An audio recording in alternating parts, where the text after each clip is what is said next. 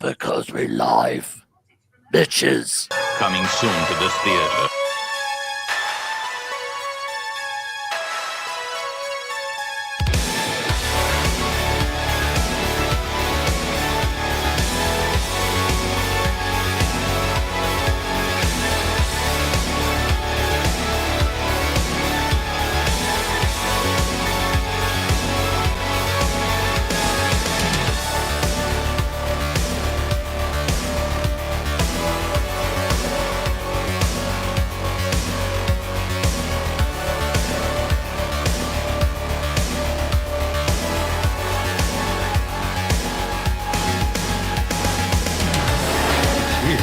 It's alive. It's moving. It's coming this way.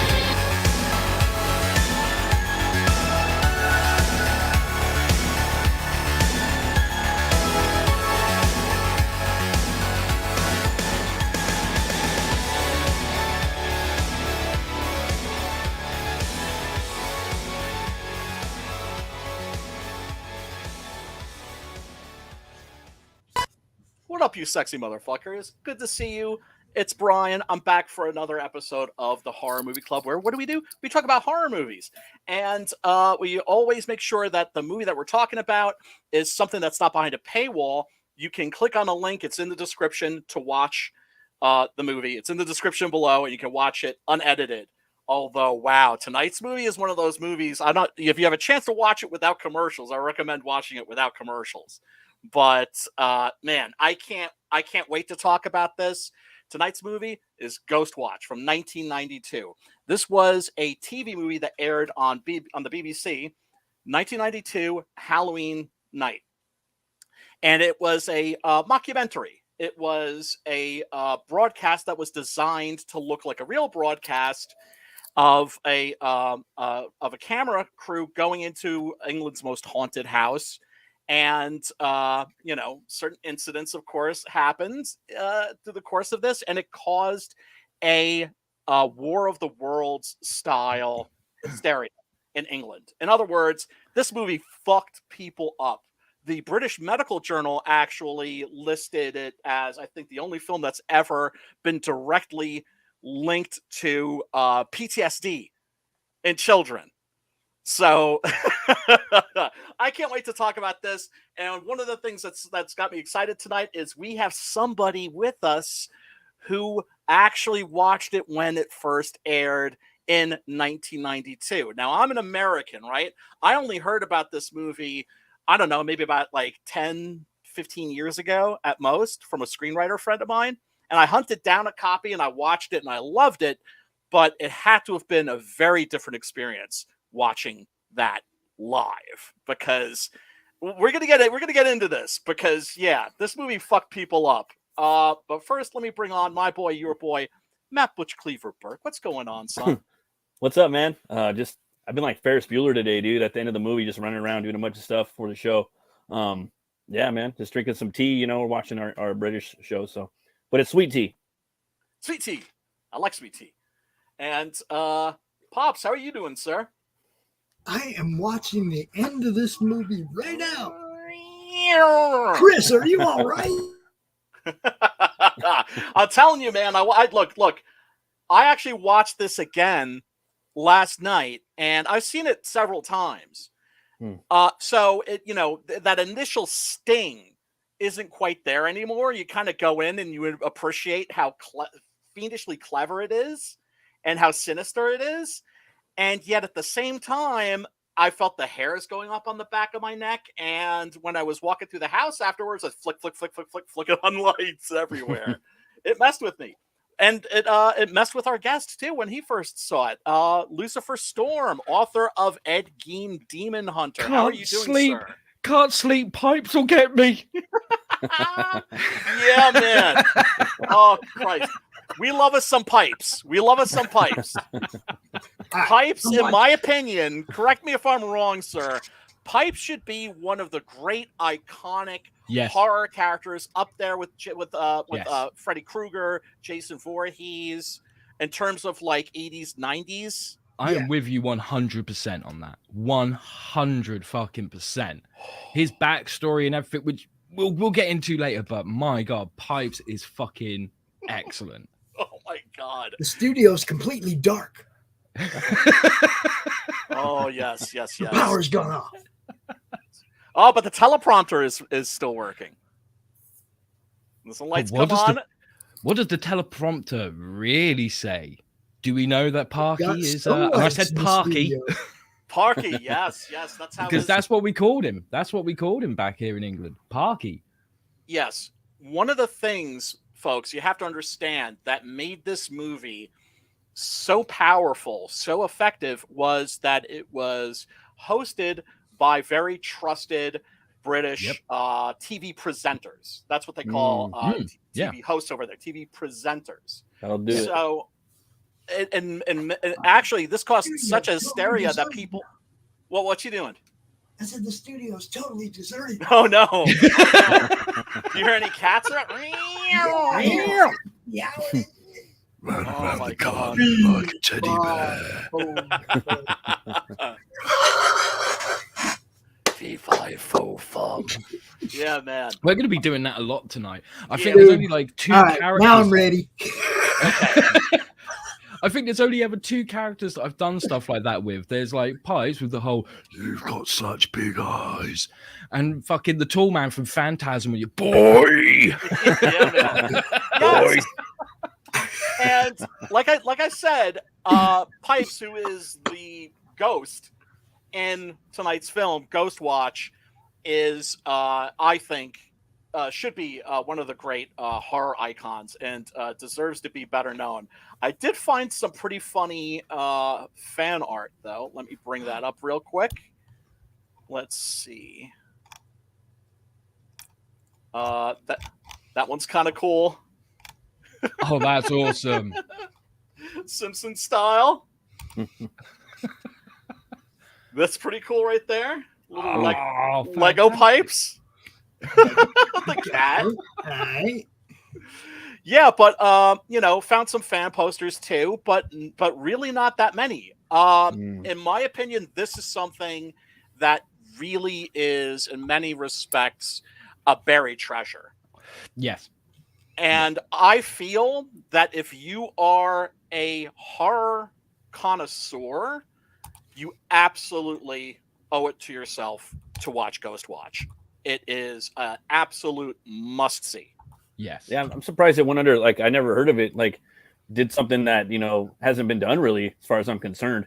It probably came out around the same time as the Blair Witch Project, right? No, came out before. Yeah, Blair Witch was 99 and Ghostwatch was 92. Yes. Oh, okay. Yes. So they were kind of doing it, But I mean, again, it's like the World of Worlds, you know what I mean? On TV, Great. and all those credible newscasters, over there. I can see how people were kind of freaking out, Yeah, see, because it was a made-for-TV movie, the only thing missing was for them to start the movie with breaking news. Oh yeah. Right. Yeah, that would have been pretty dope, actually. That would have been even I don't know, man. That probably would have been even worse, actually, for him, right? Because then the commercials would have fit right into place. Yeah. You know what I mean? Yeah. I get what you mean, but there were reasons why they didn't go in that direction. Dude. Yes. Because I mean, originally this was meant to be a 6-part miniseries. Yep. And it wasn't meant to be in the pseudo documentary style. The writer behind it, he had planned it that it would all end with an episode that would basically be what the TV movie ended up being. And when he approached the director, they were like, how about we make it look like it's an actual live broadcast? And then they went to the studio, the BBC and all that, and said, this is what we want to do. And the BBC was so concerned that it would freak people out that they were like, we need to let them know that it's just like a drama kind of thing. So let's put this ident at the beginning for a series known as Screen One, which was an anthology series.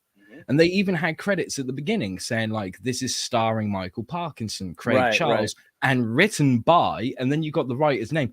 But no one fucking got that bit. When it aired live, no one got that bit. There were so many things to let us know that it wasn't real, but they were so subtle that it just added to the experience. Yes, and remember, folks, this is back in the days before TiVo, before streaming video, where if you missed it, you missed it.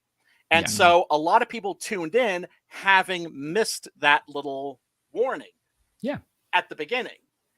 And Right. so they fell right into this, and a lot of them thought that what was happening was real. Now, Stephen Folk, the writer, he said that, and this indicates that he has a genuinely sinister mind. One of the things he wanted to do was to have a kind of high-pitched dog whistle throughout the broadcast, or at certain points in the broadcast, that would drive people's pets crazy.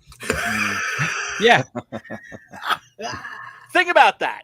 That's some William Castle shit right there. Yeah. Right? Damn straight. That's a clear indication of an intent to fuck with you. Right. Of course, unfortunately, the technology didn't allow that, and the television can't broadcast things at that particular pitch. So that idea was scrapped. But the fact that they were thinking about it is an indication that there were some very mischievous minds afoot. Yeah. And now, I'm assuming now.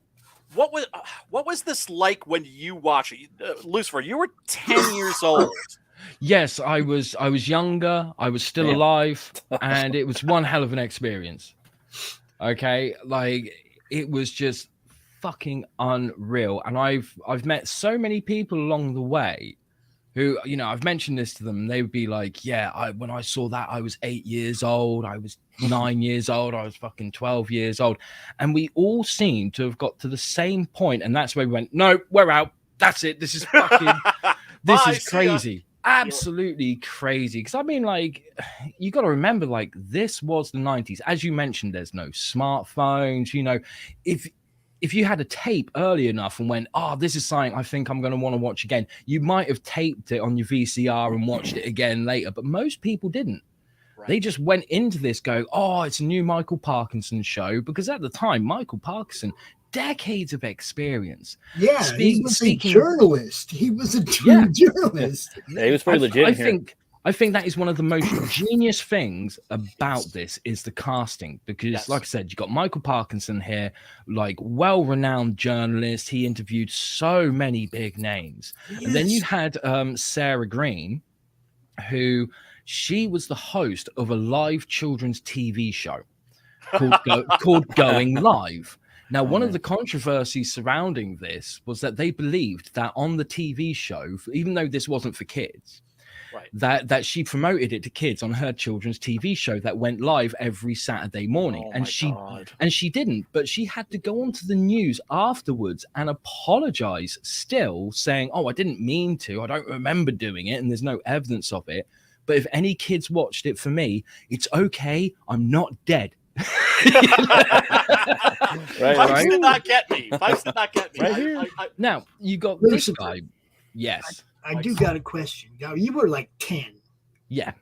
Did your parents watch it? Yeah, my parents were with me when we watched it, and they had no interest in it. The reason why we watched it is because there were adverts leading up to its airing throughout the week, and I was like, I've got to see that. I've got to see that. I've got to see that. And they were like, it's going to scare the shit out of you. No, it won't. No, it won't. Bear in mind, at the time, like, I'd only just got into horror at about 8 years old. Right. And my first experience was the Monster Squad. So I was still on the light end of the horror stuff. Right. And this was a bit more serious. Yeah. I was interested in the whole ghost thing and spirits and stuff, thinking, oh, are they going to catch a ghost? I want to see a real ghost. And then it hit a certain point that we'll talk about later. And I was just like, no, this is fucking me up. Like, it didn't give me PTSD. That was something else. But you know, right. But you remember her name? Oh yeah. Oh yes. Oh yeah. You can't forget her name. Do. Yeah, we only got that one. Really quickly, I just wanted to address Timothy Olson in the chat. What up, dude? What's up, he says, "Is this a found footage type movie?" Yes and no. Kind of. Yeah. It's more a mockumentary, I would say. Yeah. Right. this was made. Now, of course, the first real found footage movie was Cannibal Holocaust. Yeah. This isn't trying to be Cannibal Holocaust in any way, shape, or form. No. It's not even informed by it. The No. idea was just to, like Lucifer said, there was going to be a 6-episode series about a investigative reporter teamed up with like a parapsychologist going about visiting different haunted houses, and the last one was going to be a live broadcast, right? In quotation marks, right? Am I getting that right? Yep, that's absolutely right. Right. And at least that's what Stephen Folk said. And wow, it had a profound effect. I mean, there were people who thought the Blair Witch Project was real. Yep. You know, I don't want to call people stupid. I really don't. I don't want to. I feel a butt coming on. Well, I remember when, like my brother and his friends, like back in the VHS era, when you motherfuckers, Lucifer, you were breaking the law watching this shit. Yes, we were several times over. Oh, so jealous. Oh, so jealous. My brother and his friends, they brought back Faces of Death. And I was just like, I'm not watching this shit. Fuck you all. I'll be up in my room reading comic books. Right. Yeah. And then I hear a knock at the door. Hey, Brian, we need you to like help us like figure something out. Like some of us think this is real, and some of us think it's fake. And so I was like, okay. And I came down and I was watching it. And I was like, you thought that was real? Really? Really, you fools? But then I know some people. I remember in high school, I rocking a Spinal Tap T-shirt. Somebody came up to me and started making fun of me because they thought it was a real documentary. Yeah, yeah. But Faces of Death did something very clever. Yes. Because they did use some real footage. Yeah. But before it got to the gory stuff, they cut the real into the fake. And they tried to make it as seamless as possible. Yes. So that's why, like, even when I meet people now, I still meet people now who think Faces of Death is real. And I'm like, I'm going to give you a pass. Right. Sure. The black guy cracked me up the whole movie. Yeah, he was great. Craig Charles. Oh, Craig Charles. Yeah, he cracked me up the whole freaking movie, man. I thought he was hilarious. He had that And solid so scare he too in the should. beginning. He got me. I was like, oh shit. Because you got to bear in mind, like when this aired, right? So I mentioned Michael Parkinson and Sarah Green. Yeah. You had Craig Charles, who at the time was still coming up as Lister in Red Dwarf. Yes. That's why I recognize he was the one person in this that I recognized because of Red Dwarf. Yeah. Now I just started watching that shit last week, dude. Red Dwarf's fucking awesome. These damn smegging ghosts. And he plays himself in this, and he really plays himself as really a bit of a dick. Yeah. That's yeah, what he does. Cracked me up the whole like movie. fucking at everybody. I was loving He's pretty funny. And then you've got, is it Mike Smith? Is the other guy who he was also a renowned TV presenter because he presented a show here. I don't know if you ever heard of it. It was called Crime Watch. Okay. No. Now, Crime Watch was a monthly show that always aired live. And it was basically Mike Smith would come out and say, okay, these are some of the biggest crimes that have happened in Britain over the past month. If you have any information, call in. And that was right. That was the other genius part about Ghostwatch. The number that they said, oh, call into that. That was the number people would call in when they watched Crime Watch. Oh, shit. Wow. 081-811-8181. I will never legit, fucking forget it. Right? So the air of authenticity, that's something that's really important to emphasize here. Yes. The air of authenticity was seamless. Yes. And that number that you could call in with, they actually set it up thinking, oh, not many people are going to watch this. So they had a small crew manning the phones, right? And automated messages so that if anyone called in, you would hear this message saying, we're sorry to inform you, but Ghostwatch is not real. It's a fictional play. Right. Mm-hmm. However, so many people called in, no one heard the message because it jammed the board. So all they heard was an engaged tone. So even the people calling in were like, fuck me, there's something going on and it's across the country. Everyone's calling, everyone's freaking out. Oh my God, this is amazing. Yeah, I mean, you can't. This was such a disaster in many respects that it never aired on the BBC ever again. And Yes. I always think that when you hide things, this is one of the things I always think censorship is a bad idea. I think when you make certain words or images or music or films, art, whatever, if you make those things forbidden, what you're doing is you're investing them with power. Yes. You're not just investing them with power. Weirdos like me go, well, I must see it now. Yes. I would have ignored it otherwise, but now I must see it. That's why What are you hiding? Yeah, exactly. That's why I'm very proud to say there is one comic book store that bans Ed Gein Demon Hunter. So you want to buy it, don't you? Oh, yes. Everybody, I think we have a link below. By the way, Lucifer, I mean, I think I already told you this. I read Ed Gein Demon Hunter and I absolutely loved it.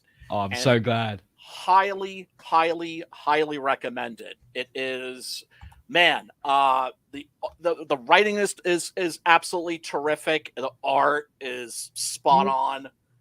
I kind of forgot to tell you about something when we started the show, but I have Lucy's intro if you want to play it. Fuck yeah. Oh yeah, why not? Yeah, we can. Now before I didn't know do he had this, an intro. Before I do this, I want everybody to understand that this is one of the coolest intros in comics, in comic broadcasting. Okay, Hype it up, why don't you? I love. What up, Sam? Much love. What up, Keith? Check it out.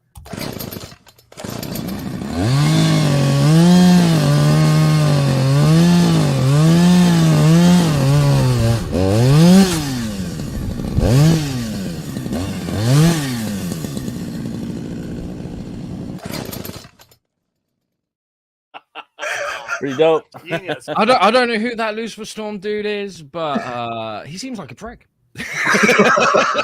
if he's got a fucking intro like that, cool, how arrogant. I get an opening of Scarface vibe from that. You know what I mean? I mean, you know me. I go Leatherface. But Lucifer, you were on, I think, Midnight's Edge the other night. Yes, I was, and I'll be returning there on Monday. Awesome. You told a story about an experience that you just had at convention. We'll get back to Ghostwatch, but you just really want to really quickly tell that story about the young lady? Yes, I thought that was the one that you were on about. I got so many stories from that convention, but Please. there was this. Okay, so I'm at this convention in a place called Southampton, and it's one of the slower conventions, but it's still fairly packed. It's still heaving. There's energy. There's life there. And this adorable young lady comes over. She must have been about, 20, 21. And she's with her boyfriend and her mother. And she's clearly got like a more physical form of Tourette. She's got this tic where she doesn't even notice she's doing it. Her leg's constantly moving and her arm just goes up like that every now and then. Right. And she comes over to the table and she sees like all the Ed Gein comics and stuff. She's like, what's this about? And I'm talking to her. Now, bear in mind, her boyfriend is like taller than her and very silent. I don't think he talks to anyone. Kind of like he comes across as aloof and arrogant, but actually a nice guy when you get talking to him. Right. And the mother is shorter than her, and she's very happy and smiling and like, I don't understand this stuff, but I'm having a great time. That's cool. So this young lady, she's looking at the book. She's like, well, what's this about? And I was like, okay, have you heard of Ed Gein? If not, I'll tell you about him and I'll explain the story here. And one thing I did at the whole convention is when people were looking at it, I was like, I'm not going to try and sell this to you. I'm just really excited to tell you what it's about kind of thing. Yeah. So as I'm telling her what it's about, all of a sudden her tics start getting like more rapid. So before I started telling her, it's like every few seconds, right? And then all of a sudden it's and the legs getting faster.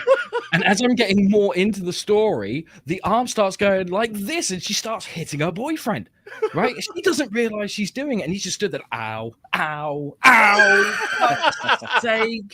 And it's getting harder and harder, and her mother has to grab her, and she grabbed her by the arms and went, I don't know if you're anxious or frustrated. And she just looked at her and went, I'm so fucking happy. I feel like this was written for me. It was just amazing. Absolutely amazing. Oh, And then I was like, and here's the price. And she was like, shut up and take my money. I need the whole set. Oh. That's awesome. Oh, that's so awesome. This is why I miss doing conventions, man. You talk about like that air and that energy. It's like when you go to a comic convention or you go to a horror convention, the feeling is love. Yeah. Oh, absolutely. And everybody is there united for their shared love of this thing. Yeah, it's a fucking wonderful experience. It is. But yeah, you mentioned this woman's mother. Like, I don't get what's going on here, but it's cool. It's like when I have friends that like aren't into this stuff who like will show up at cons that I'm tabling just to show their support and everything, and they're confused, but they're kind of merrily confused. Yes, because they're experiencing something new. Yes, I've been to a few cons now, like as press for the network, and you get the stink eye once in a while from somebody that doesn't like something you said online 5 years ago or something. But for the most part, you have a blast, man. You're there with a bunch of people that love what you love. What can go wrong? It's like being at a concert. Everybody buys that ticket to go see Pink Floyd because they love Pink Floyd, not because they give a shit about the politics of the guy in the seat next to them. Yeah, and that's the way it should be. Exactly. Because these are things that bring us together. And if there's one thing that we need more now than ever, are things that bring us together. Yes. And, forget the petty piddling shit. Like here in America, the country's divided over politics, which is basically like being divided over wrestling. Yeah. Totally. It's the same shit. It's the same shit. Same exact Seriously, shit. the only people in the past like 6 years that I know of who have managed to keep their head straight during all this fucking chaos, all this fucking cold Civil War bullshit are wrestling fans, are former wrestling fans. Yeah, they're just like, oh, I recognize all of this shit. Now I'm going to say this: soap opera fans and wrestling fans. Well, yeah, because there's a soap opera aspect. Yeah. See, for me, Dark Shadows was my shit, but that was cool. that was the only way you were going to get me as a kid to watch a soap opera was if you put some vampires. You want to know what happened? Ghosts and werewolves up in that motherfucker. I'm going to throw this out there. I was 16, and all the hot chicks in the hood would skip school to go run and watch General Hospital, and I just happened to have a TV. Oh yeah! So you were the hookup. All you ladies, come on over to my house. Come on. That's So awesome. I know a lot about General Hospital because I like to hang out with the chicks, man. We're gonna tell you. That's not good. That's not good. You don't need to give any excuses or explanations. No, it was a blast. I had fun. Now, real quick question, Lucifer. This is Sarah Green. Yep. And was she actually married to Mike Smith? To Mike Smith? Yeah, she was. So? Yeah. Oh, okay. Right, because it's one of the things that's interesting about this too is they're married. She's into this, really into like ghosts and the supernatural or that sort of a thing, and he's in the studio while she's going through this shit. Yeah. And so there is that element. They only really kind of touch on it a little bit where he's just like, shit, maybe I should get my ass down there. Yes, because he kind of starts it off as a silent skeptic. Yeah, then he does get seriously skeptical at one point too, where he's taking total shots at her, and she's getting all defensive and like, this it definitely has the talk show feel or whatever that you would expect from that. I wish I'd have seen this in the 90s. I really would. That would have been cool. Dude, it would have been awesome. But we were deprived. Yeah, we got burnt. Yeah, and one of the things, like, I'll say like this is the one thing that a mockumentary like this shares in common with found footage films, like as a genre, is what the actors have to do is they have to like learn the script, memorize the script, and then while they're shooting, forget it. Yeah, but see, that's just it. It's like these aren't really actors. No. And you see what I'm saying? They're people that are used to being in front of the camera. They're people that know how to read a teleprompter or script or whatever. Yes, but to sell it, to go up there and be like, okay, I got to do what I normally do as my job, but do it like and not be being honest and shit. That had to be hard, dude. Yeah. Well, Oh yeah. Well, it's Wow. kind of like, you know, when somebody's like when the Howard Stern movie came out and people and he was actually gave a good performance in that, and people were like, "Oh, he was just playing himself." I'm like, "How do you play yourself?" yeah, exactly. I only know one man that can do that, and that's Bruce Campbell. Right.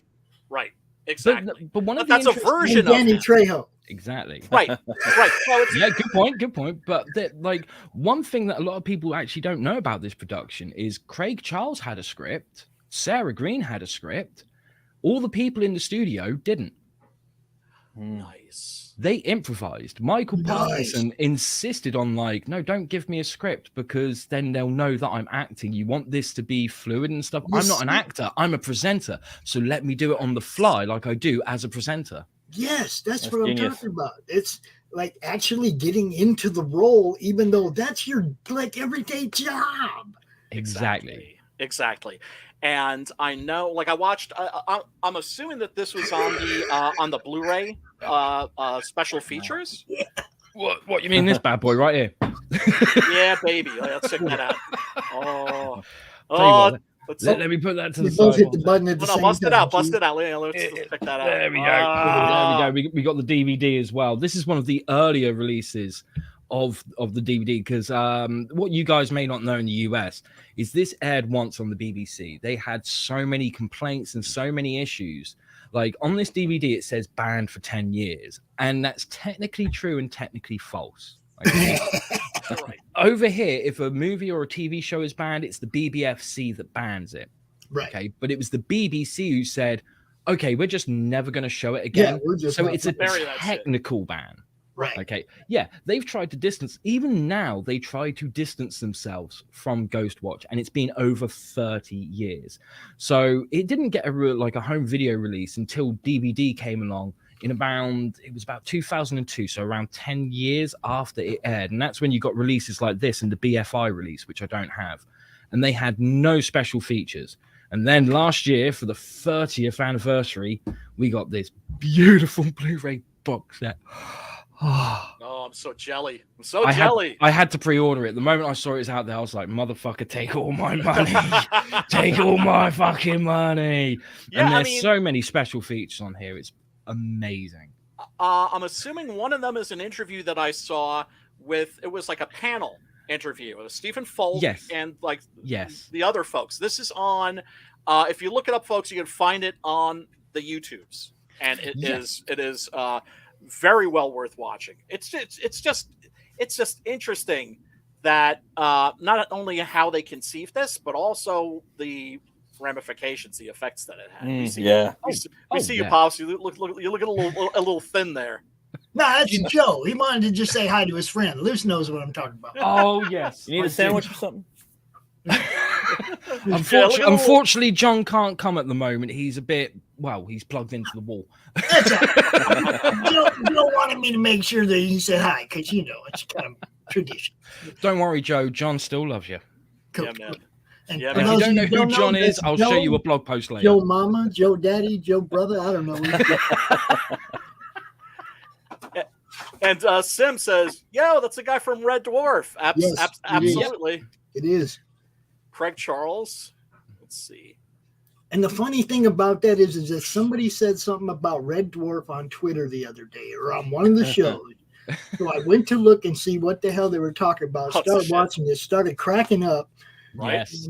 Now I'm gonna binge watch that series. Dude. Yeah, man. So Oh. you should, because it's fucking classic. It It's is. hilarious. It I is. was busting up the whole first episode. The Yeah, first awesome. episode was crazy funny, Yes. right? Yes. I mean, yeah, that dude's funny. He's good. Well, it's great shit. And one of the things that I find really frustrating is that so much of the stuff that's made in England that's awesome doesn't make its way here, and there's no excuse for that because there's not the language barrier. Right. Yeah, exactly. Exactly. And it's exotic too, in a way. You know what I mean? Because I Well, mean, it's a not different culture. Yeah. So Yeah. it's really fun to watch. American culture's too stuck up for half that shit. I know. I mean, because look, what we got from the BBC was curated. Channel 13 would show Monty Python. Yeah, we have Benny Hill, Mystery, Benny Hill, Bean. Mr. Bean. But there was a lot of better stuff that we never got to see. Masterpiece Right. Theater. I remember that. Yeah. But so much stuff that Faulty Towers, but so much stuff that we never got a chance to see. And this tonight's movie, Ghostwatch, being one of them. I actually have the trailer for this. That is to say, it's not a trailer, it's a promo. So this is what they would show on television to basically hype the program and let you know that it was coming up and that you did not want to miss it. On Saturday night, we'll be visiting the most haunted house in Britain. But will the ghosts be there? Can you take it? Ghostwatch, a Screen One special for Halloween, Saturday at 9:25 on One. Right. Damn. So even that was designed to make you think that this was like a real live broadcast. Yeah. That's dope. Yeah. It was absolutely amazing. I wish that you had the ident that went before the actual airing. I know it's there's a YouTube channel called The Foot of Our Stairs, and it's a British guy who talks about English like sitcoms and TV shows from the 70s, 80s, and 90s that aired over here. And he did a video about Ghostwatch where he actually has the ident that they played before it, because the presenter even says tonight's special film is a dramatization. And he goes into all this great detail for a good 30 seconds. But like I said, no one saw that bit. Or they were getting some corn. Like they might have went into the kitchen, popped some popcorn, Yeah, got some exactly. soda, came out like, all right, Yeah. Literally, people came out just as they saw Michael Parkinson come on screen and be like, good evening. Tonight, we're going to talk about some spooky shit. Good evening. Time to legit this shit the fuck up real quick. Huh? Like he was totally believable, man. Like I had to watch it before, I let my kid watch it. I'm totally gonna let her watch this. I'm not gonna say anything. I'm just gonna put it on. I watched it on my phone. I had to watch. Unfortunately, I had to watch on my phone like throughout like 24 hours at different places. Actually, just trying to get through it. Right, and it also reminded me like of Insidious a little bit, almost like he took some inspiration from that for the main character. That's Funnily enough, Ghostwatch is loosely based on the Enfield haunting, which was the inspiration for Conjuring 2. Oh yeah, okay. I thought of that one too, because in the I was thinking of the Conjuring 2, but also I was thinking of Insidious 2 as well. Another movie he did where the man who wears the woman's dress and he's looking at her. Yes. You know what I mean? And then this is based off of Insidious 2 or Conjuring 2, where they go to the house and that's the guy that's in the chair, right? And he's possessing the little girl. Ghostwatch inspired so many things that came after it. Like a lot of people actually said, oh, Blair Witch must have been inspired by it. But Eduardo Sanchez actually said in an interview, he was like, no, we made Blair Witch and then someone told us about it and we watched it and went, motherfuckers, they got there first. No, this is actually better, like way better than Blair Witch. Like I heard about Blair Witch like on the street. Like I was playing with some homies down the street, and like, hey man, Blair Witch, you hear about the Blair Witch dog? I'm like, no, what's a Blair Witch? It's fucking real, man. It's some campers. They went out to the woods. It's fucking Blair Witch, man. Fucking killed them. I'm like, it's a real movie or what? And I thought it was, I didn't even see I didn't see a trailer or a commercial or nothing. It was all word of mouth. And then I went and seen it like in the theater, and yeah. Well, I mean, Blair Witch, and a lot of people forget this. One of the reasons it had such a powerful effect and why it was so successful was because it had an absolutely genius marketing campaign. Yeah. Yes. Yes, 100%. I can't remember if I had the book before I saw the movie, but I have the book, The Blair Witch Project. Is that a novelization or? Yeah, it's a novel. It's okay. All right. I mean, I actually like the remake more, even though it's more fake and it's got a budget and everything. I enjoyed it more. I don't know why, because you get to see the witch, and I like my monsters. You don't need to see them all the time. But I had seen the first one. I was just like, meh. And then I'm like, oh. And McFarlane designed like 2 toys for it. He put a face to it, right? Which 2 of them were okay. But the one in the movie, she was like more hunched over, kind of like the monster and Barbarian. I don't know if you saw the remake of Blair Witch. I thought it was all right. Like It was could have been okay. better, but It was yeah, all right. It was all right. It was all right. Yeah, Barbarian's better though. Do you guys remember last week when we were talking about encounters, and I told you guys about me and my son saw the little girl apparition on the road? Yeah. Remember that? Oh yeah. There's a fucking little girl apparition in this goddamn movie, dude. Oh yeah. Oh yeah. Yeah, dude. I was like, oh. Okay. All right. One of the okay. Now we gotta talk about pipes. Yes. We gotta talk about fucking pipes because pipes is fucked up and sinister, and one of the more memorable cinema villains or fiends that I can think of. So these people are living in a house. It's a family of a mother and her 2 children. The husband has left the scene, and there is poltergeist activity that's going on. And it is poltergeist activity of a very sinister, aggressive form. Yeah. Now, one of the things that's interesting about poltergeists is that they seem to somehow be related to the presence of prepubescent girls. Yeah. Like, that's just a thing. For some reason, whenever they've investigated poltergeist activity, there's always a prepubescent girl present. So, what does that mean? No, I mean, what that would indicate would be that the poltergeist activity was coming from her. Yeah. Right now, but here there is a definite malignant, malicious presence. And the funny part about this is you can see that dude in the curtain. Yeah. That picture. Yes. And they were like, I don't see anything. I don't see it.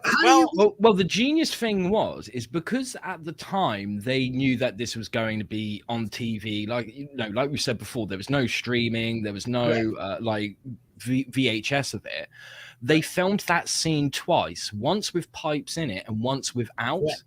So that whenever the characters were like, "Oh, I didn't see anything," they would play back the version where you can't see it. Yes, right. And occasionally, they put him in very strategically to make the viewer be like, "Shit, did I see that?" Exactly. It's incredibly effective. Mm-hmm. And while I was watching this for the first time, I really felt this sense of slow building dread. And the way that this film builds that dread to a orgasm of horror at the end is just absolutely magnificent. It's masterful, is what it is. Let's see. Let's get a little. That part almost gave me chills when I seen it when I went back, and I was like, I don't think I remember seeing him in there. Yeah. Right.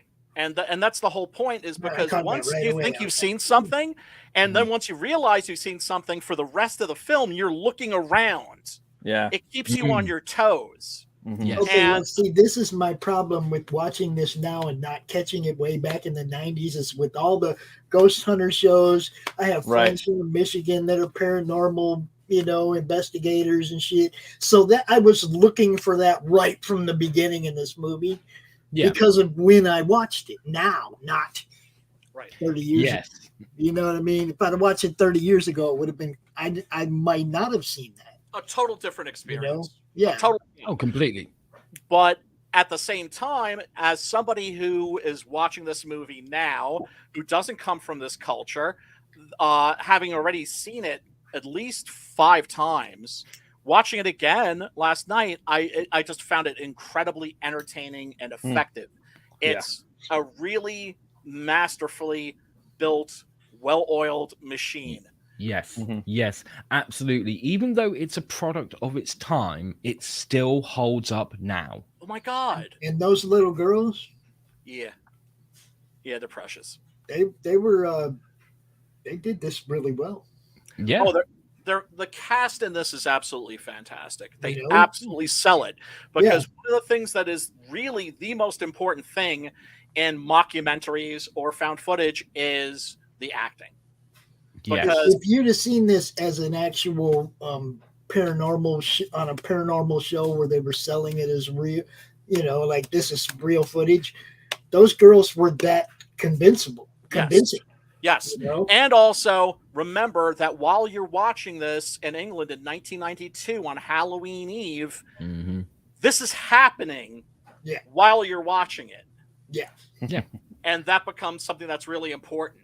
Yeah. And- Go ahead. And not only that, the house that they filmed in, it isn't like they put together like a studio house to film it in. No, it was someone's actual house. They paid them and said, "Get the fuck out for the night," so that they could film this all and make it realistic. So everyone who was watching it could see parts of this home and go, "Oh, that's like our sink. That's like our couch. That's like how we have our living room set up and stuff." So that just added to the realism so badly. Yeah, here's a shot of the neighborhood, Yeah. which turns out to be a kind of hotspot for supernatural activity, kind of like El Paso is here in the United States. And gradually, because one of the things that's also brilliant about this is how it gradually feeds out more and more information, right? Like we find out that there was a woman that lived in a house that's now just an abandoned lot, right? Because nobody's going to live there because the woman was a serial killer who drowned babies in their copper baths. Yeah, she was what we called a baby farmer. Right. Do you want to explain what that is? A baby farmer is someone who everyone used to go to. Like back when I was a kid, you didn't have them anymore. But pre that time, lots of people would have to go to work. They couldn't look after their kids. There would be the older lady or older gentleman, and they would say they're the baby farmer because everyone would go, "Hey, we've all got to go to work. Here's our kid and this guy's kid and this guy's kid." So they would literally have a farm of different people's children, and that's why they were called baby farmers. Right. So it's basically like daycare. Yeah, basically. Yeah. Right. Yeah, but we're just weird and eccentric, so we call it baby farming. Well, it's a funnier name, I think. More like, be like, our baby herding, Yeah. So, at one point they play a recording. I want to see if I have the clip of this because it's a really, really memorable scene. Let's see here. Okay. Hold on. I think this is actually the introduction. Welcome live this Halloween night to the first ever TV Ghost Watch. That's the scene in Foxhill Drive in Northolt. Our outside broadcast units are there. That's the house where it might all happen tonight, or it might not. We shall see. We're going to investigate one of the most mess with us tonight. YouTube, do not mess with us tonight. The good news is that this is something that's completely off the radar. It's not like when I was playing clips from Fistful of Dollars. That's a Clint Eastwood movie. That shit got jacked immediately. And fascinating areas of human experience, the supernatural. Tonight, television is going ghost hunting in an unprecedented scientific experiment where I hope to show you, for the first time, irrefutable proof that ghosts really do exist. I'm joined in the studio. Right. Now, keep in mind, folks, this is the only person I guess I could maybe compare him to here in America would be Walter Cronkite. Yeah, I'd go with that. Right? Walter Cronkite, also known as like the America's most trusted man. Exactly. That was Parky here. Yeah. I'm joined in the studio by Dr. Lynn Pascoe to give her expert technical advice. Throughout the program, I'll be taking other expert opinion about the supernatural from both here and America. You'll be telling us your ghost stories. And as our tale unfolds, we'll be taking your calls about just what you're seeing. Well, let's go to the main location of our program, the house in Foxhill Drive. Craig Charles, that well-known ghost hunter, is our reporter. Craig, how are you? I have to say, he really does an absolutely fantastic job. He sells it, dude. Yeah, he really like does. I said, I can't wait to put this on for my kid. She's probably gonna get scared, dude. Like, because even I don't want to spoil the end, but like, there's something that he says at the end, like, we have just conducted you know what I mean? And that could translate time, like transverse against time. Like, say you're watching it even right now, like words spoken could, you know what I mean? Could freak somebody out, you know? Yeah, if absolutely. you understand what I'm saying? So like, for me, that's how it's still, for me, like that is how it could still be like relevant. I mean, I know it's relevant because it's a good production and it's a brilliant like concept of entertaining someone in this fashion of a roller coaster. Well, imagine, you know, words spoken, it could oh fuck, we're fucked, you know, Right, like a spell. Yeah, exactly. Like he's coming through to our house now, you know. Exactly. Yeah. I mean, I know that there have been people who have done mockumentaries that were set like in the 80s. Oh, really? And shot on VHS and that sort of a thing. That's cool. Yeah. So, oh God, you know, a part of me is happy that this stays under the radar, just so that we don't get the fucking American remake. Oh yeah, no, Michael. No. I'm fine. I'm taking the Valium, man. Later on, we're going to be interviewing the medium who tried unsuccessfully to exorcise the house behind me. I'm going to get them over this slightly. However, with me is Pam Early, the mum of the house. Hello, Pam. And she's going to be taking us through the whole spine-tingling story. Yeah. Mind you, this woman has been through absolute hell on earth. And this dude is making total fun of it. And he brings the jump scare, you know what I mean? Like, I think no matter what genre of horror you do, you got to have at least one jump scare in your shit, dude. Even if it's shameless, one shameless jump scare ain't gonna hurt nobody. No, you know what I mean? She's trying so hard not to laugh, dude. He got me with the Sasquatch mask, you know, like oh yeah. Yeah, well, I mean, well, here's the thing about jump scares. Jump scares are cheap shots. Yeah, they are. But there's nothing wrong in horror when you just like punch somebody in the dick. Yeah, just one little, you know, just one. That's what I'm saying. It ain't gonna hurt. Just one, you know. Yeah, and then of course they're great when they're earned, right? Like for me, my favorite jump scare of all time is in Texas Chainsaw Massacre Part 2. The way it builds up to that jump scare, and then when it hits, I think is just masterful. I think the best one I think the one I liked best was the head popping out of the boat in Jaws. Oh, dude. That traumatized me. My parents took me to see that. I mean, that was what, 75? I was like maybe 6 or 7 years old, I think. And I remember when that happened, the entire theater went boom out of their seats. That's what I'm saying. That was better than Quint getting eaten. That was better than the chick getting dragged around. The head popping out the boat was a serious. And that's the thing about horror. Horror doesn't have to be nice. It doesn't have to play by the rules. And there are some horror films that, you know, like you watch, like the old Hammer horror films, the Gothic horror. There's something very cozy about those. Oh yeah. But then there's something. There are the movies that are out to get you, like the original Texas Chainsaw Massacre, the original Night of the Living Dead. In a horror movie, right? Yeah, cozy's not what I want. That's what I want in a romantic comedy. It's not what I want in a horror movie, right?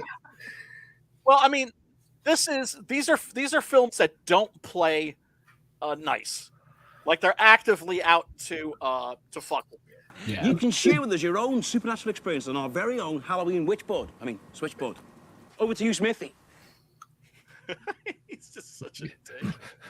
I'm gonna say that the little alien popping out the chest in Alien was pretty good for a jump scare. I saw that in the theater too. Yes. So, although what was? Oh, go ahead. I have to say yes, Keith. I'm with you. The blood test in the thing. Fucking hell. That's a great one. That's a great one. Although, to be perfectly honest, I remember I was like in the 6th grade. So how old would that have made me? Maybe like 8, 9, 10? I forget. But I managed to get my mom to take me to see it because I had a very permissive German mother, very, very liberal, and, had no problem taking her little boy to see R-rated films. And the chest burster was a shocker.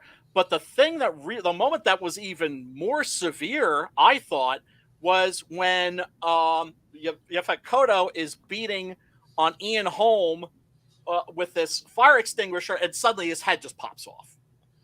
And he's still fighting, and white blood is like squirting. I'm like, what the? The white blood. Yeah.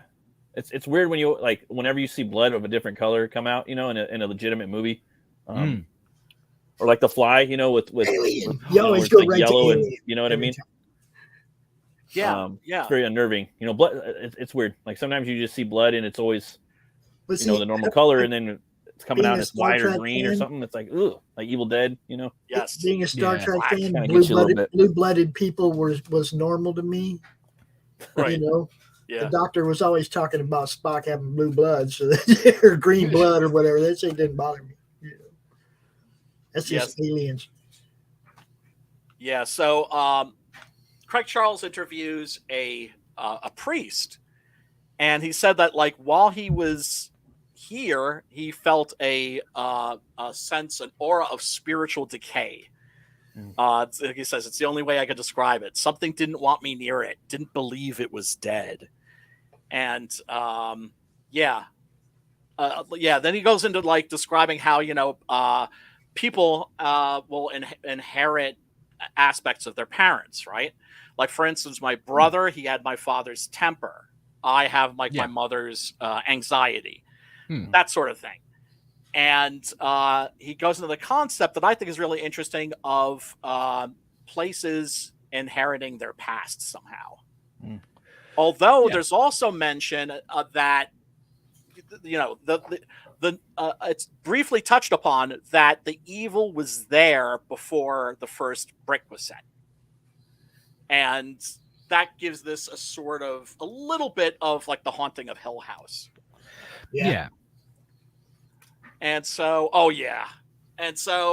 Pipes, as I said, is very, very aggressive. The girls describe him as a man in a black dress with half of his face eaten away. And so they're running this clip. I mean, they're running this tape. And let me see if I have this clip, because if I do, it's just such a memorable moment. Let's see here.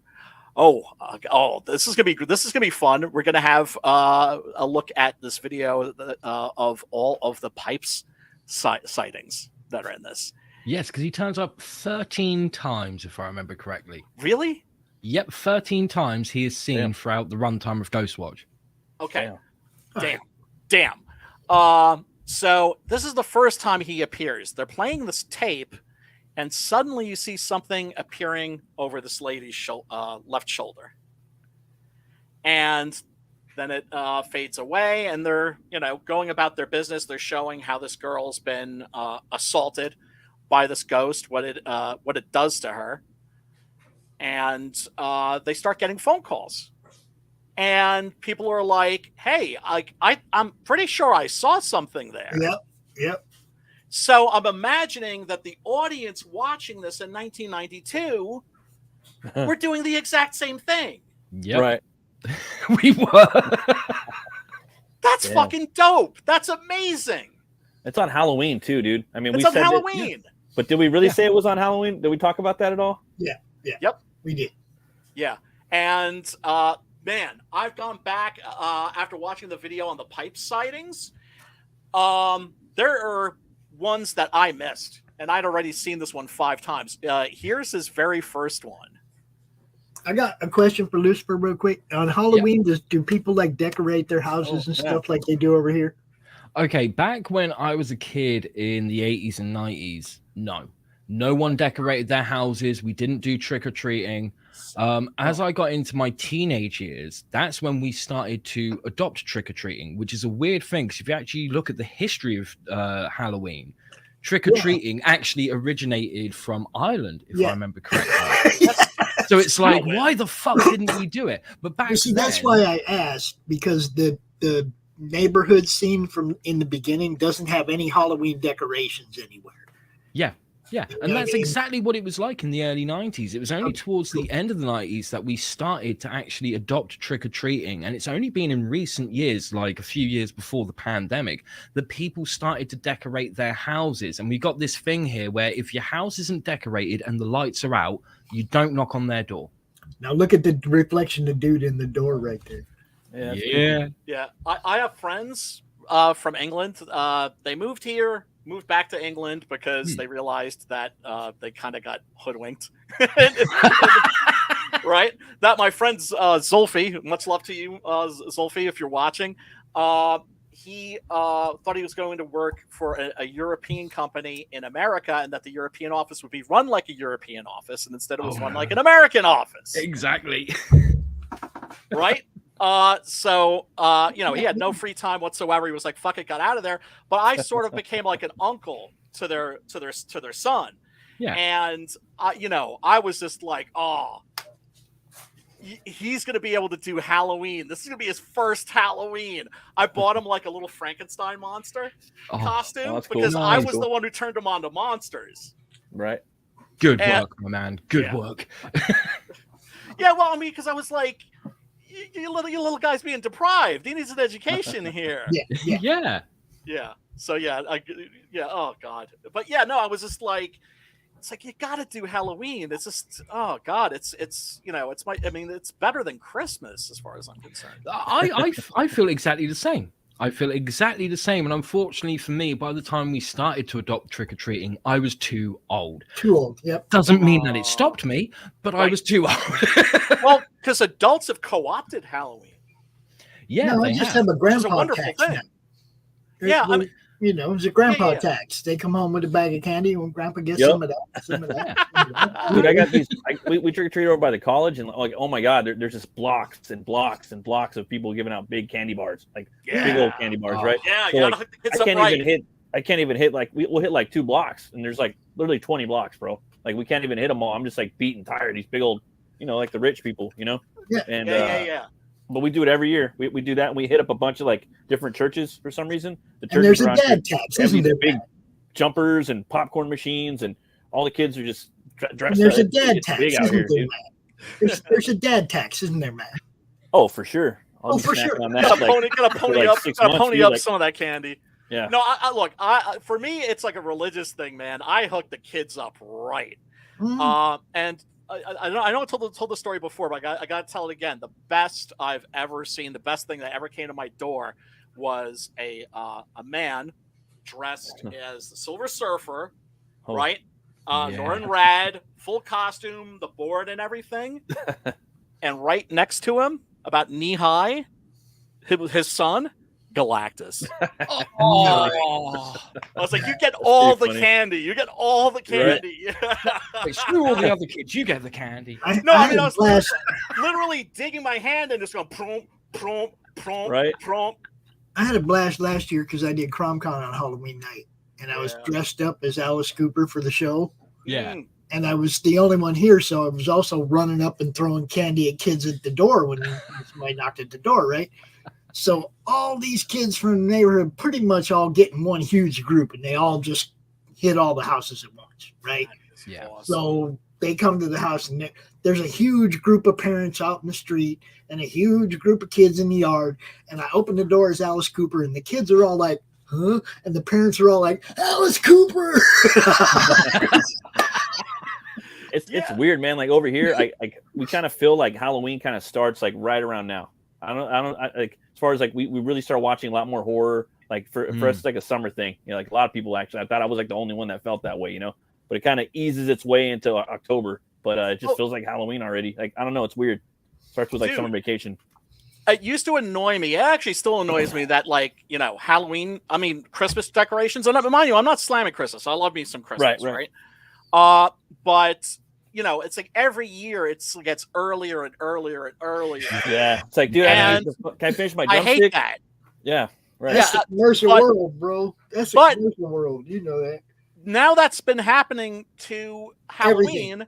And I approve. That's, I mean, it's perfect too, because I mean it's summer, it's hot. You want to stay in and watch some movies. It's get cold, you know. New Year's goes by, they go conditioning. right into Valentine's Day. Valentine Day goes by, they go right into Easter. It's like just follow the pattern, man. They just bounce from one money maker to the next. Well, every month there's a holiday, dude. I learned that from working retail for 20 years. It's like every month's got a fucking holiday or two. It's all about making money, man. Look, this is America. That's what everything is built around, is commerce. Yep. And so, you know, I mean, how many, I mean, shit, I think Mother's Day and Father's Day, weren't those invented by, and Valentine's Day, I think those were invented by, like a greeting card company. Yeah. Yeah. Right. Yeah. Pretty soon Not to Kids say Day's that gonna wasn't a come, dude. What was Kids that? Day. Mexico has Kids Day. Aw, they do? Yeah. Sons of I don't know what bitches. date it is. Sometimes, some years we celebrate, but I forgot. But That it's sounds cute. they do. So Kids Day is what? It's just like, what do you do? It's just like a celebration of the tippy ties of the kids? Yeah, it's like Every Mother's day's- Day or Father's Day, but you probably it's like they get like another birthday almost, but not as much. Maybe take them to the movies, take them to Chuck E. Cheese or something. You know. Yeah. Ah, yeah. damn it! By the time the UK adopts that, I'll be too fucking old as well. You got to start. Hey, it's Kids Day, and then then it, it's over. Then once the kids start hearing about that, woo. Yeah. Later, Then you got to Well, deliver. Then you got to Right. deliver. You're on the hot seat. I actually do have the scene, which is the first appearance of Pipes. Let's see. Where I is believe he was in the it? movie so many times, and I didn't even see him. I just seen him when he was in the bedroom. That was the only time I didn't even know what he looked like. I'm kind of gonna play the video where you could see where they freeze frame and everything and show you Yeah. exactly where he is, because it's really interesting. The idea was for you not to necessarily notice him half the time, but feel him. Yeah. and also and also is playing on the notion that maybe your subconscious mind would pick up on these appearances, but And not again, conscious brilliance, dude, brilliance. This movie is I need to is. watch it 2 more times at least. I mean, we're talking next level fuckery here. Yeah. Watching it for the Way first ahead of its time. and actually being distracted part of it, talking to Lucifer through part of it while I was watching it and stuff, I still caught almost every time that they showed it. Right. Yeah. I mean, it does help also that now we have like this beautiful Blu-ray print. Yeah. Well, I was just looking for everything after the first one. Oh yeah. When you know to look for it. Yeah. And once you realize, like, oh, this is definitely a thing. When I seen him in the curtain in the very beginning, I was Yeah, I looking seen that. for him. That the rest was of the it. show. Yes. Who are you? And then of course we get to hear Pipes' voice. What's your name? Jesus Christ, are you joking? Are you dead? Are you in heaven?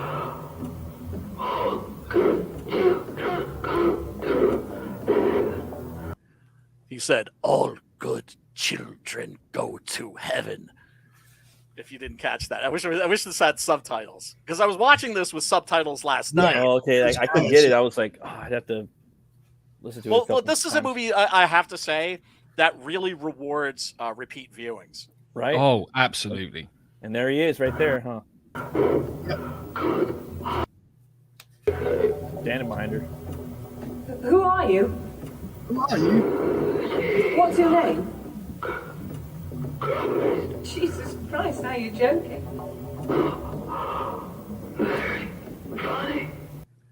Yeah, the fact that he says "very funny." I heard that. Yeah, she Right? said, Jesus Christ, are you He's just joking? he's just like, like really, bitch, really, bitch, like you want to fuck with me? Are you dead? Are you in heaven?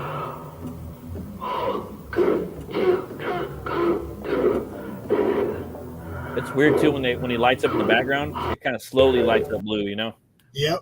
It's He's very, just very there from subtle. the beginning. He It's suddenly like his- lights up blue. And it's like his face is the last thing that comes into focus. Yeah. But a lot of that recording is based on the recordings that they took from the Enfield haunting. Oh, right.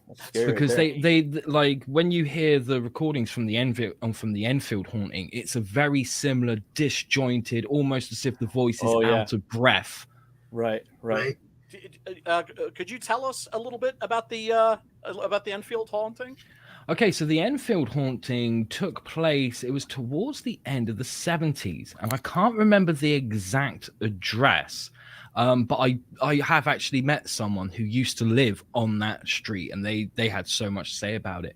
But it was one of the most infamous hauntings to ever be recorded in the UK, and once again, it involved a single mother and 2 little girls, and it was the older of the 2 girls who was claimed that there was a poltergeist, there was a spirit, and several people tried to exorcise the house. The police turned up because of noise complaints, and apparently whilst the police officers were there, they saw some shit, because obviously the people who lived in the house were like, no, you don't understand, it's a ghost. And they were like, yeah, whatever, what's really going on? And then they saw shit like chairs sliding across rooms without anyone pushing them and shit like that. And it became such a well-known case that the Warrens, that The Conjuring is based off, Ed and Lorraine Warren, actually came over to the UK because they wanted to be involved with it, see if they could help in any capacity whatsoever. But there is a lot of evidence to suggest that later on it was actually a hoax created by the 2 little girls. And that is also something that plays into this film. Yes, and it does. Kind of is used as a red herring or a classic case of misdirection. Yeah. Shall we say? Yeah. And the manner in which it does that is just really, really effective. Yes, I do believe we have a clip here. There we go. There's Pipes chilling. Yep. Yeah, and this is a great shot because basically it's panning across the room very quickly. So it's like blink and you miss him. And bear in mind, this is all before we got Paranormal Activity in 2007. Yeah. So all the shit that they did in that series was already done in Ghostwatch. Yeah. And better. Yeah, I don't know what to do. Should we? Like I said, folks, link is below in the description where you can watch this for free. I'm sorry if you're a serious horror fan, you owe it to yourself to give this a view. Big time. Go back upstairs and. Shh.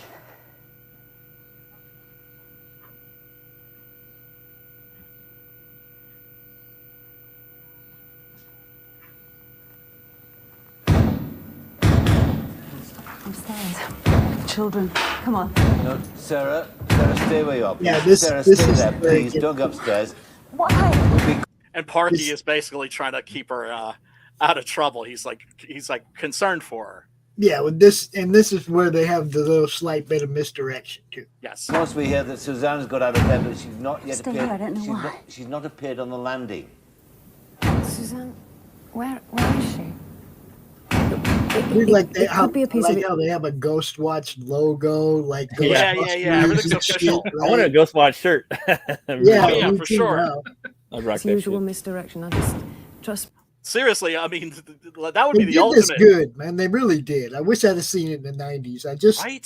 fucking really wish I'd have seen it in the 90s. Right? No, Sarah, stay there. Suzanne must still be in the bedroom. See, I saw this like 10, 15 years ago, and I've always told people about it, but it was never accessible. Right? So I was telling people about something that they can't watch. that you can watch, but you have to really kind of look for it. Right. And now it's on Tubi. Where? There's a blind spot out of camera range, right in the corner of the room. Can we cut to the hall camera? No, sorry, the landing camera. No, the landing on the door. The other landing. That's it. And zoom in. Can we pan? Can we pan left? And down. Okay. Busted. Come on. Right. So now it seems that this whole thing has been a hoax. That the girls are basically trying to get attention. Sort of the whole thing. It seems like to me, because there's too many other things that the kids couldn't have done. Well, that they've already shown, right? Absolutely. It's like the kids kind of were trying to embellish.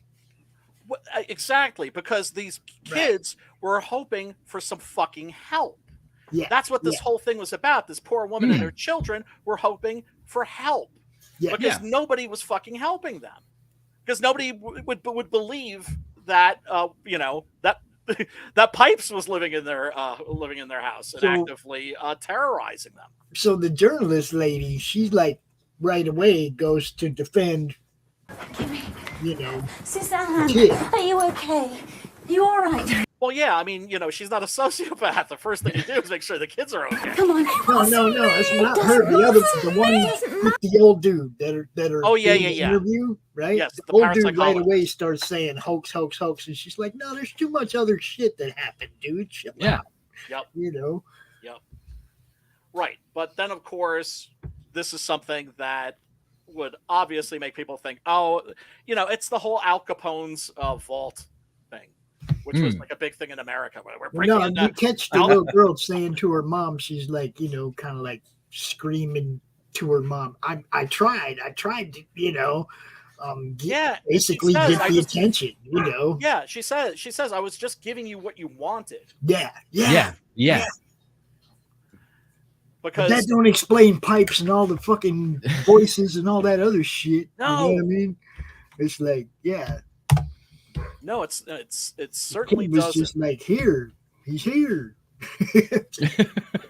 Yeah, so he does make quite a few appearances in this that are, I have to say, like I said, I've watched this movie at least 6 times now, and there were ones that I missed. Our homeboy Lucifer here says that there are a exact 13 appearances. Yep. So let's take a little look. It sounds about right. Take I a might little not have look. caught everyone, but I caught at least 10. Right.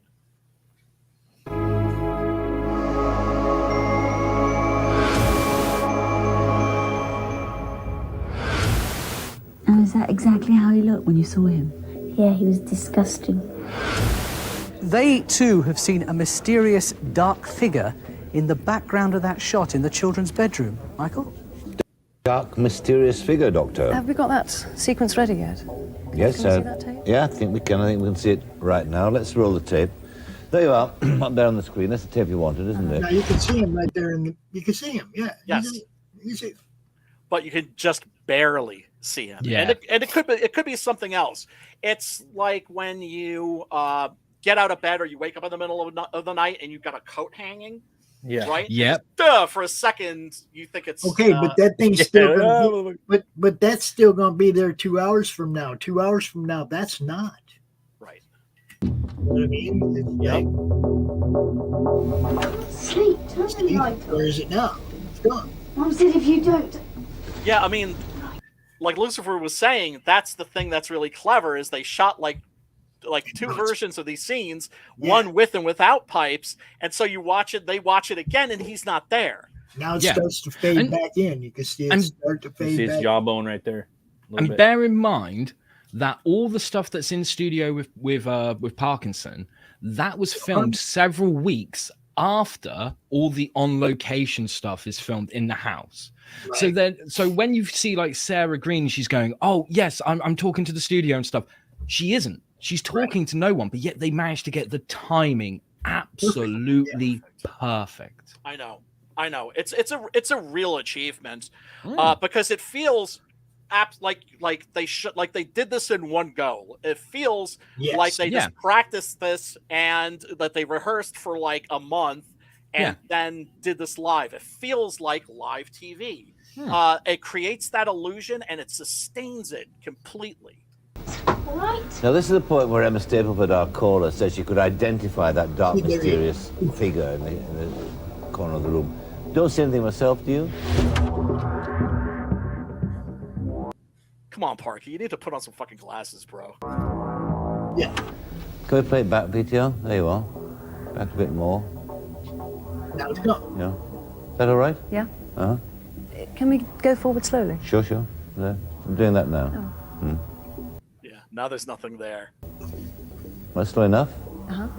I can't see anything now myself. False alarm? See? And he goes, oh, false alarm. Well, one of the things that's really genius about this is that we discover that Pipes is actually fucking with the technology. Yeah, he's a ghost in the machine. Yeah. Exactly. And we've seen that he can possess this little girl, right?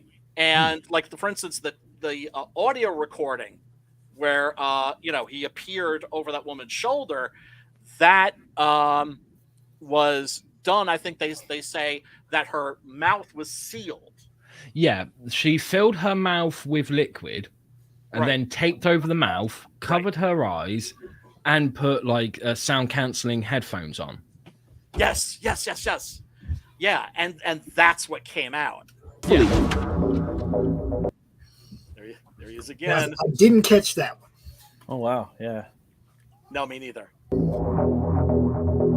Like all of the appearances in the house, I got all of those, but I didn't get the ones outside.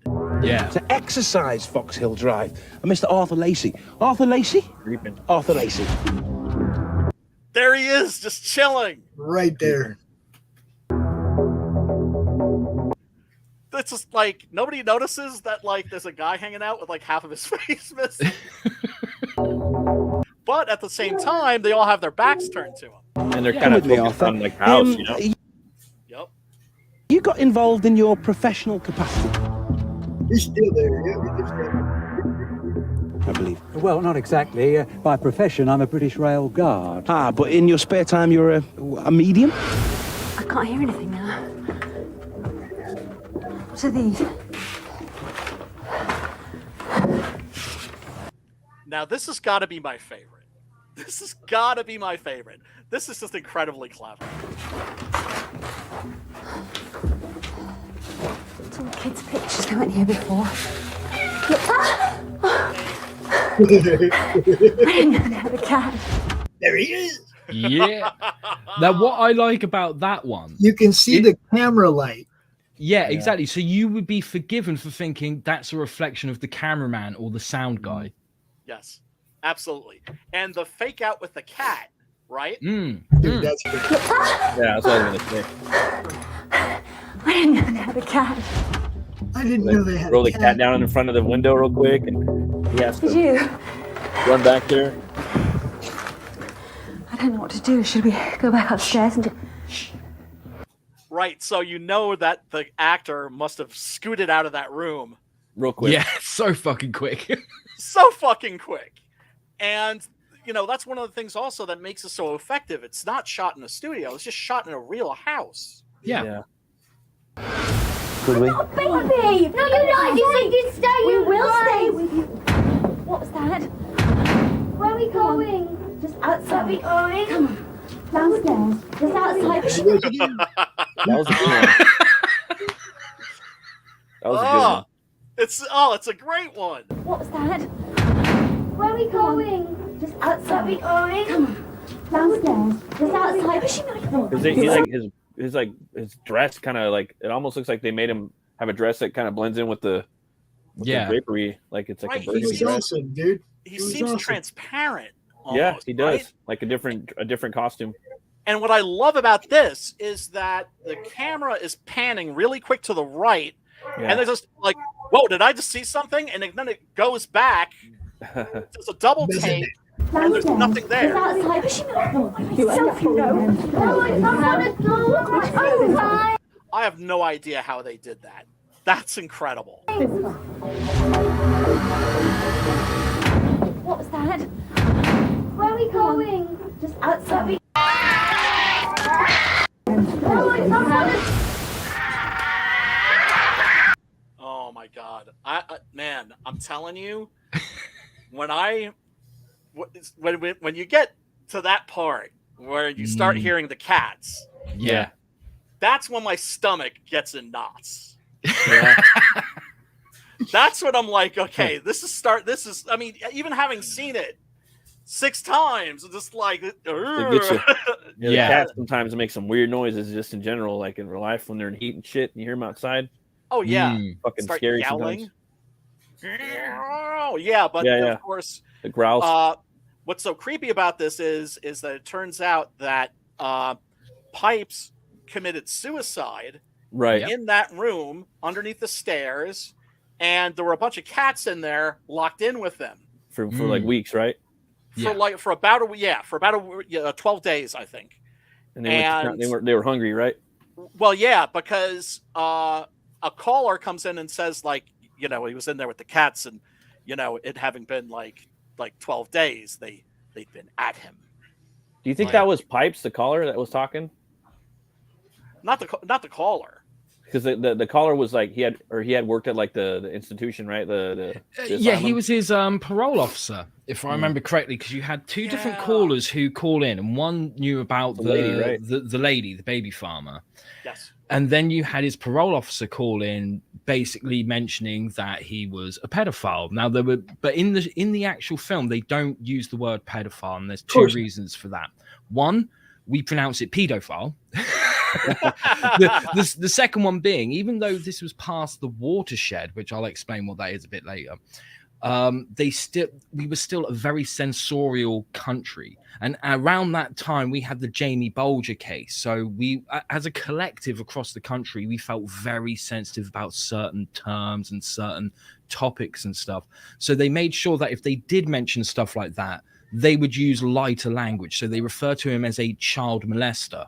Right. Rather than a pedophile. But basically, you find out that he believed that he was possessed by the baby farmer, and that's why he used to wear a black dress whilst he committed these crimes towards children. And he believed that the only way that he could stop being possessed by her was to take his own life. And along the way, he had amassed, it was something like 12 different cats that he kept in the basement.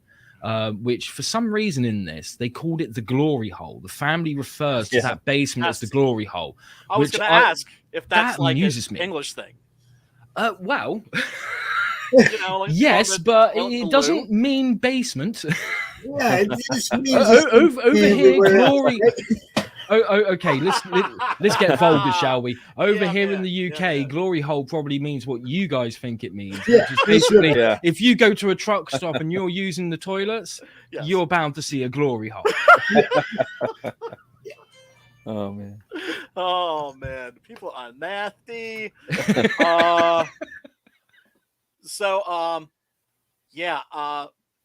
Matt, what did you think of this? Oh, I thought it was awesome, dude. Again, I another one of those times where I've had to have my viewing experience, take place over a few days on a phone, which is fucked up. I always try to get it, but sometimes it's hard to get the kids to bed during the summer. Yeah, like I just want to go back and watch it again. I know my daughter is gonna love it. So is my wife. I'm not gonna say nothing to him. I'm just gonna be like, yeah, that's really. I'm actually gonna try to sell it a little more and be like, this aired. On the BBC, like 20 years ago, just check it out. It's a great movie. People out. It fucked with them. Yeah, it did. PTSD. Yeah. Oh man, so many things associated with Even this. got Lego pipes, man. I know, I saw that. Lego pipes, man. Come on. As you mentioned, this is the Scary. first TV show or TV movie that has ever actually been documented as causing PTSD. Yes. In there's two recorded cases, both young boys around the age of 10, which was around the age I was at the time. Oh. So one of them was not me, honest. Okay. But apparently there were a few others that weren't recorded. On top of that, there was a Falklands veteran who watched this with his wife, and it scared the shit out of him. And I don't mean that as a metaphor or a euphemism. He actually shit himself because of how much it scared. This is someone who's seen war. Yes, and it scared the shit out of him. But also, there was an 18-year-old gentleman with learning difficulties. So mentally, he was actually around 13, but physically he was 18. Yeah. And he saw this, and the home that he was in had a faulty central heating system. So every now and then the pipes would make the banging like from Ghostwatch. And it upset him so much that 5 days after seeing it, he actually took his own life. And he left in the suicide note, if there are such things as ghosts, then you will know me as a ghost and I will be around forever. Right. Wow. Yeah. That was the one real tragedy that was related to this. Now, do you hold the creators responsible? No, because whenever somebody kills themselves, there's something else going on there. Yeah. The young gentleman in question, as I mentioned, he had learning difficulties, and we all know what that's code for. He shouldn't have seen it, but he did. Right. That's the fact of the matter. He did. And as you said before, when you start burying something, especially a piece of medium or a piece of art, you're giving it more power and you're giving it more value. And because it has more value, people want to see it more, and they will go to greater lengths to see it than if you just let it be out there. Right. It's because it becomes forbidden fruit. Yeah. And, you know, the notion that art can drive people insane and make them commit acts of suicide and murder is completely in itself insane. Yes. But it's an idea that is persistent in our culture. Now, what did Mary Whitehouse have to say about this? I don't recall her saying anything about it. That's the silly thing. Bear in mind, Mary Whitehouse, she tried to have Alice Cooper banned here. She wanted the Sex Pistols banned. She wanted Doctor Who banned. She's part of the reason why the Video Nasty scandal happened. Yep. Yet she had fuck all to say about this, right? But literally a couple of days after it aired, because they had over 30,000 complaints from viewers, there was a TV show here that we had called, I think it was called Bite Back, which was one of those kind of like consumer shows where you actually get the audience to come in and go, you know what grinds my gears this week? This. We think this is out of order. And they actually brought the director and the writer on board and had them all in an audience with all these people who complained about it. And it was basically a half-hour show of the audience, the general public going, how dare you do this, because we trust television. And that was part of the point of Ghostwatch, was to question why we trusted television. Can we trust the thing that is being pumped into our homes every day, giving us information? Because someone's behind that and they have their agenda. Right. Absolutely. That is one of the really interesting aspects. And I folks, if you go online and you just hop on YouTube and put in Ghostwatch, you're getting all kinds of interesting videos.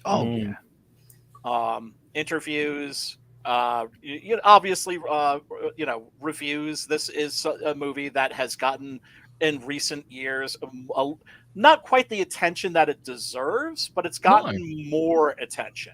Right. Yeah. More than none, which is what it used to get. Yeah. It's on Shudder, for instance. If you have a Shudder subscription, you can watch this on there. It is now readily available, and that's one Tubi of the also.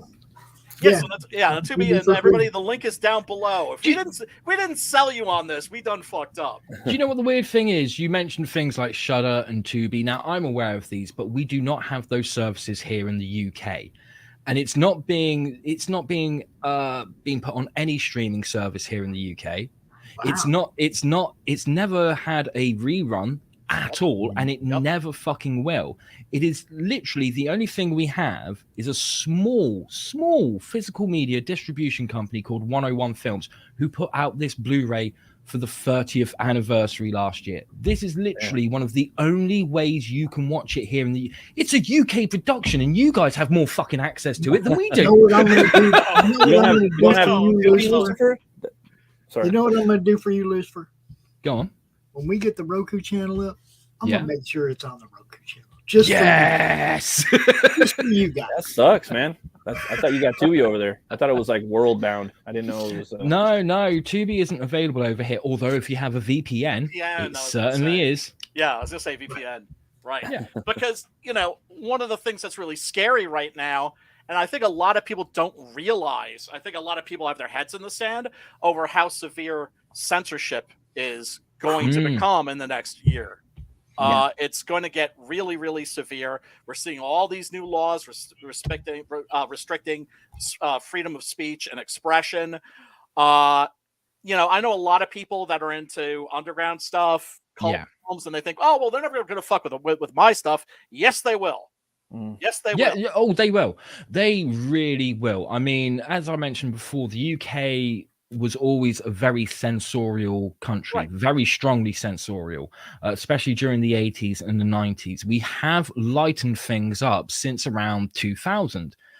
which has given us access to movies that we didn't have before then, such as The Exorcist and the Texas Chainsaw Massacre, which you guys grew up with. We did not have that privilege. As you mentioned, Brian, we had to break the law. But you got Benny Hill's titties all the time. Fuck you, man. Because we felt like deviants. This is the thing I try to explain to people that aren't aware of the Video Nasties thing. It's like we felt like deviants. We had like, Lucio Fulci movies and shit. Yeah. We had to find the UHF channel that showed Benny Hill so that we could fucking see it. I mean, guys like Lucifer could say, yeah, well, fuck you. I was breaking the law. Yeah. I knew people who had to do the bootleg VHS stuff for me. Like when as I left school around 16 years old, there was a video store that opened up around the corner from me. And I went in there one day just trying to get like a movie that was, you guys have the ratings of like PG-13 and R, whereas we have 12, 15 and 18.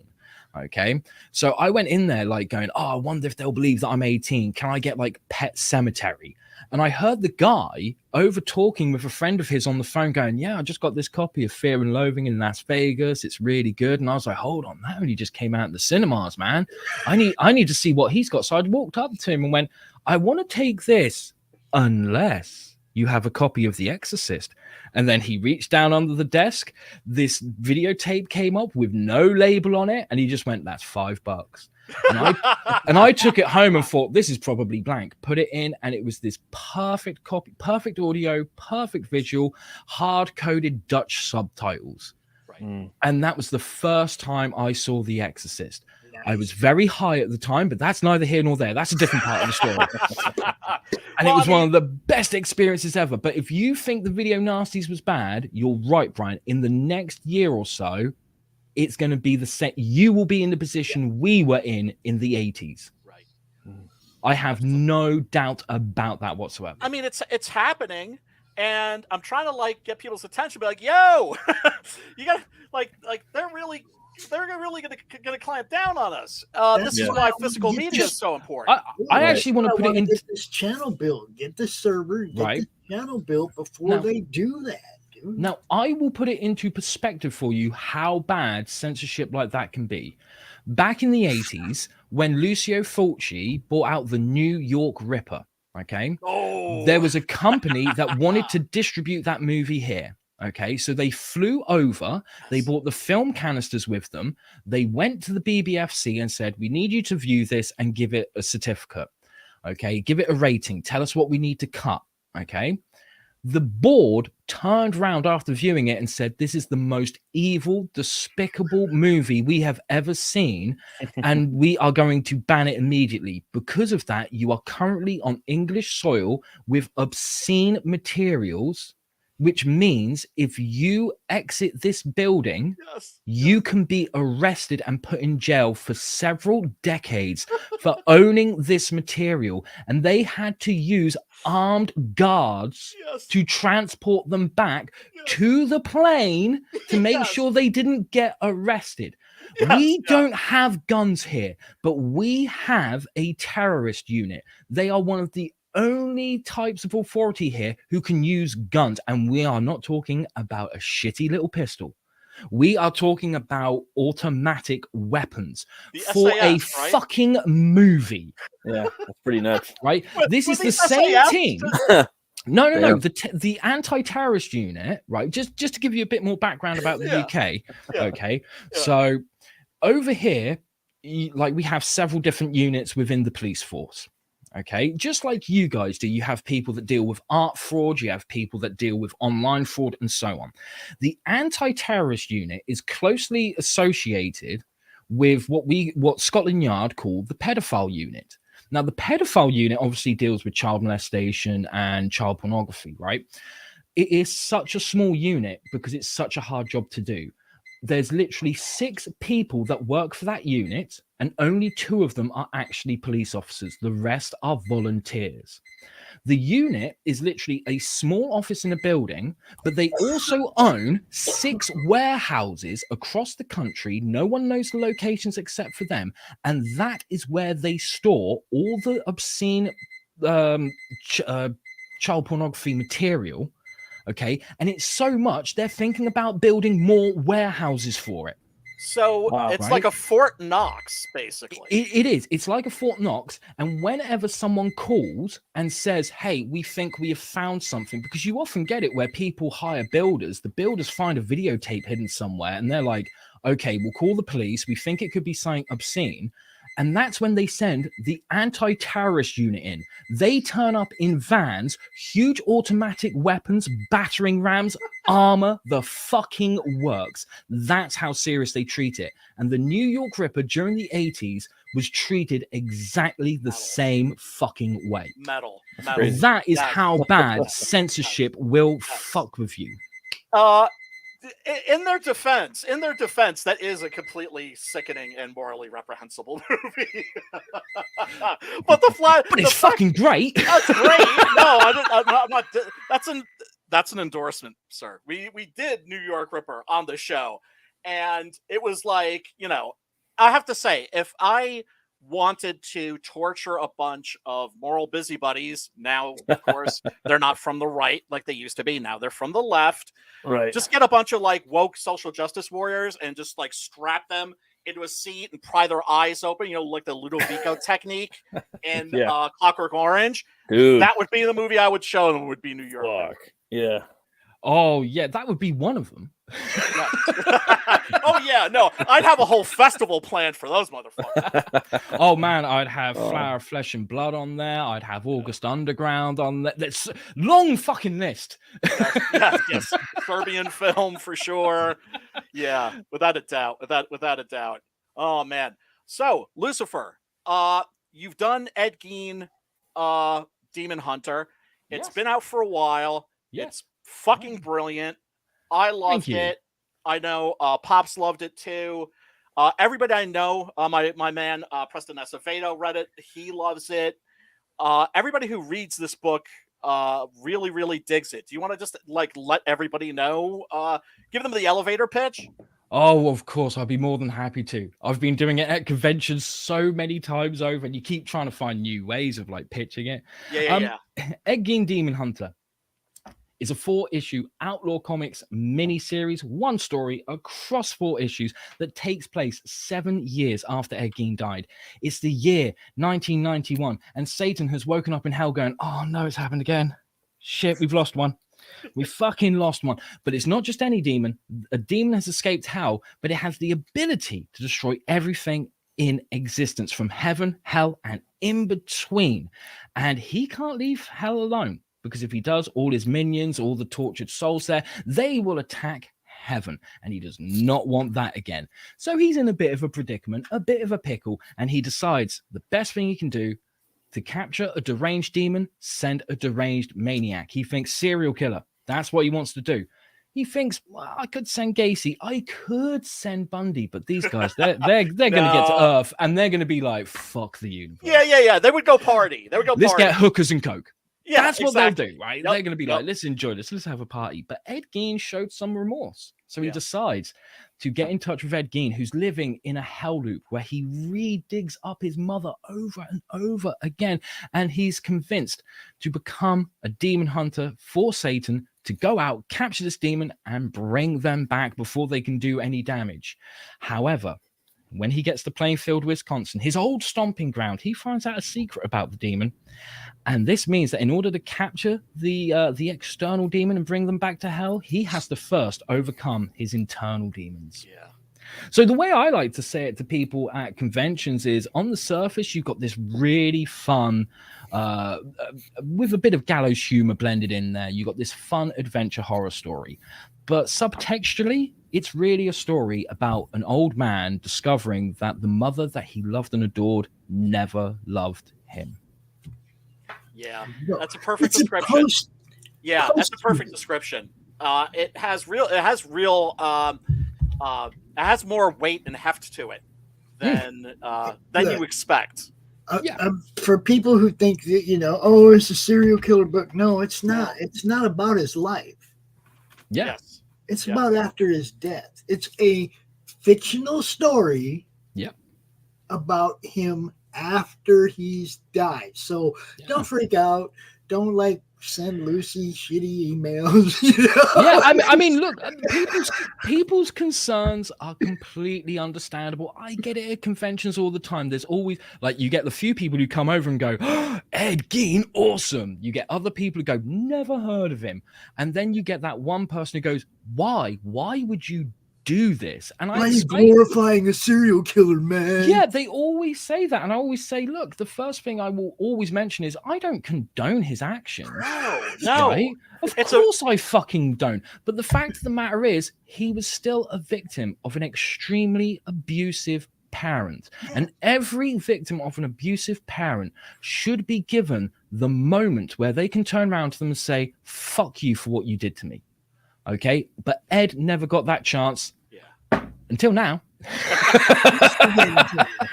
I mean, it's very much about childhood trauma and how that haunts people throughout the rest of their lives, or in the case of Ed Gein, even well into his afterlife. And with Christian Rossi art, guys. Oh my God, the art is. Well, I mean, I know, right. Fuck my writing. His art's too good.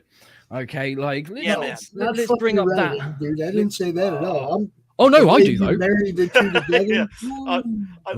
I get exactly what Lucifer is saying. I get exactly what he's saying. Look at that. That's fucking beautiful. And like, you know, in order for him to create this, I mean, he could have created this on his own, but just to make sure that there was some authenticity to it, I did warn him beforehand. I was like, if you do this book, I am going to send you crime scene photos. Yes. Yes. And he was A-okay with that. Bless it. I remember when he started doing like the first batch of pages for this issue, which included this double page spread, he actually emailed me and said, I'm listening to podcasts about Ed Gein whilst I'm drawing Ed Gein. Nice. That's how dedicated he was to this project. Well, it shows. The detail is insane. It is. It's absolutely incredible. That if you're a fan of Easter eggs, you can look at this book for an hour. For an hour, without a doubt. This is not a quick read. This is a slow read. That is to say, take your time with it. Yeah, absolutely. Enjoy it. Look, some of them panels, like, dude, there's so much to take in. Yeah, you know. Yep. And it's like. I mean, even as the guy who wrote it, like, if you ever see my scripts, because there is a script book edition of these out there, you will see that there are plenty of Easter eggs that in my panel descriptions, I put like, Christian, if you can, put in this Easter egg. If you can, put in this Easter egg. But there are so many Easter eggs across all of the issues that I never asked him to put in. So I keep finding new shit every now and then. I remember, right, seriously, it was issue 1, right? I was there, and I'm like, the way we work is I give Christian all the scripts, and he gives me all the thumbnails for the entire issue, and I go, yep, that looks fan-fucking-tastic.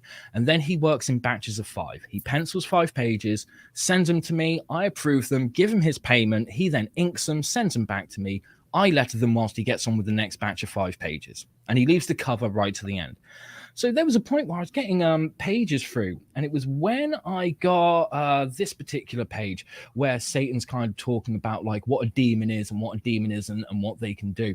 And so you start off with this close-up of Satan, and then you've got like this demon hidden amongst normal people.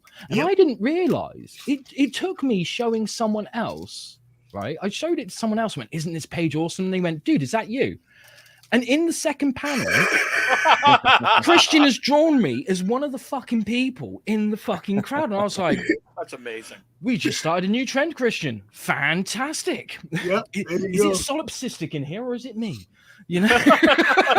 Now, there's another book that he's doing some work on you.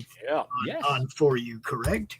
This is correct. He is working on a book for me called Lady Satan, and there is a 12-page preview available on my website as we speak. And we have I haven't checked it out, but I'm going to check that shit out tonight for sure. I have a 6-page preview for you right here.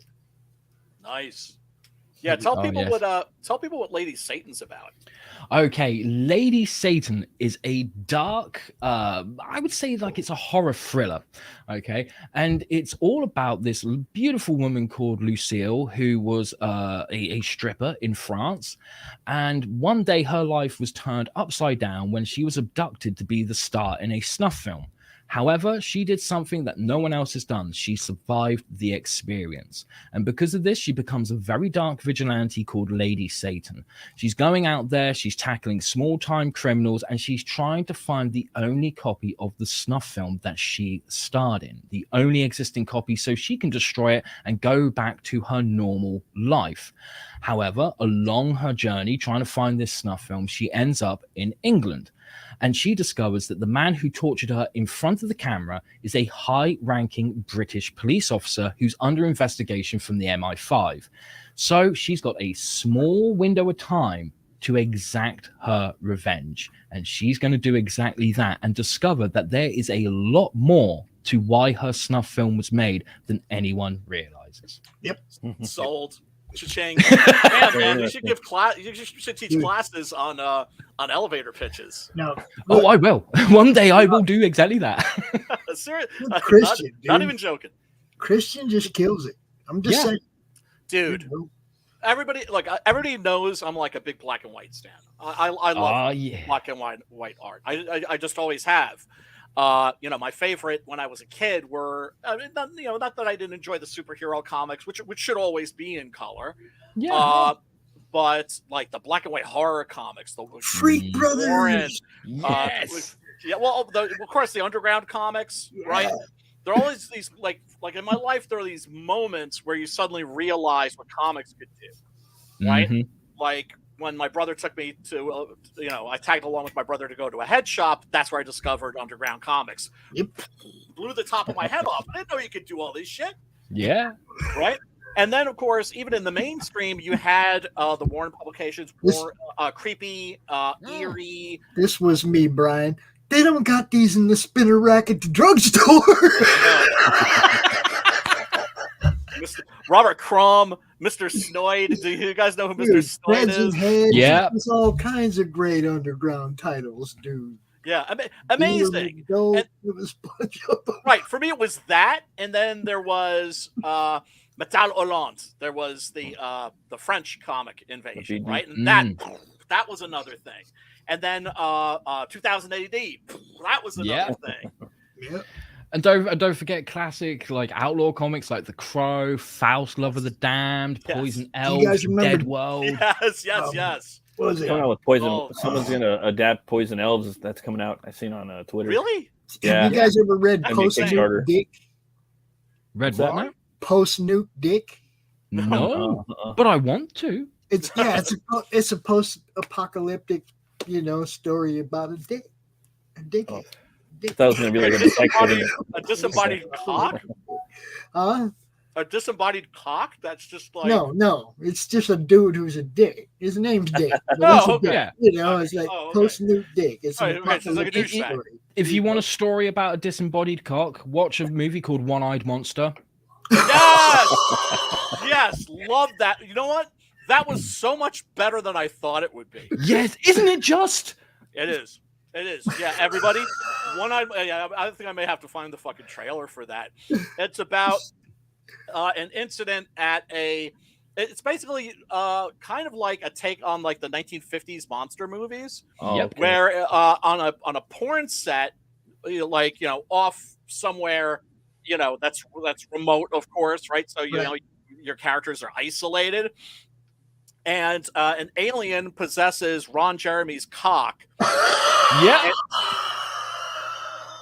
And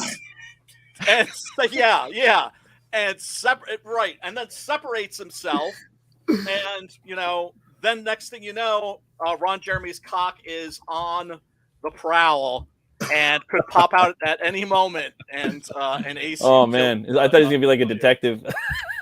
No. I'm on the case. Brian, you got people watching from the southern hemisphere. That is fucking awesome. What's up, Brazil? Oh, shit. Oh yeah.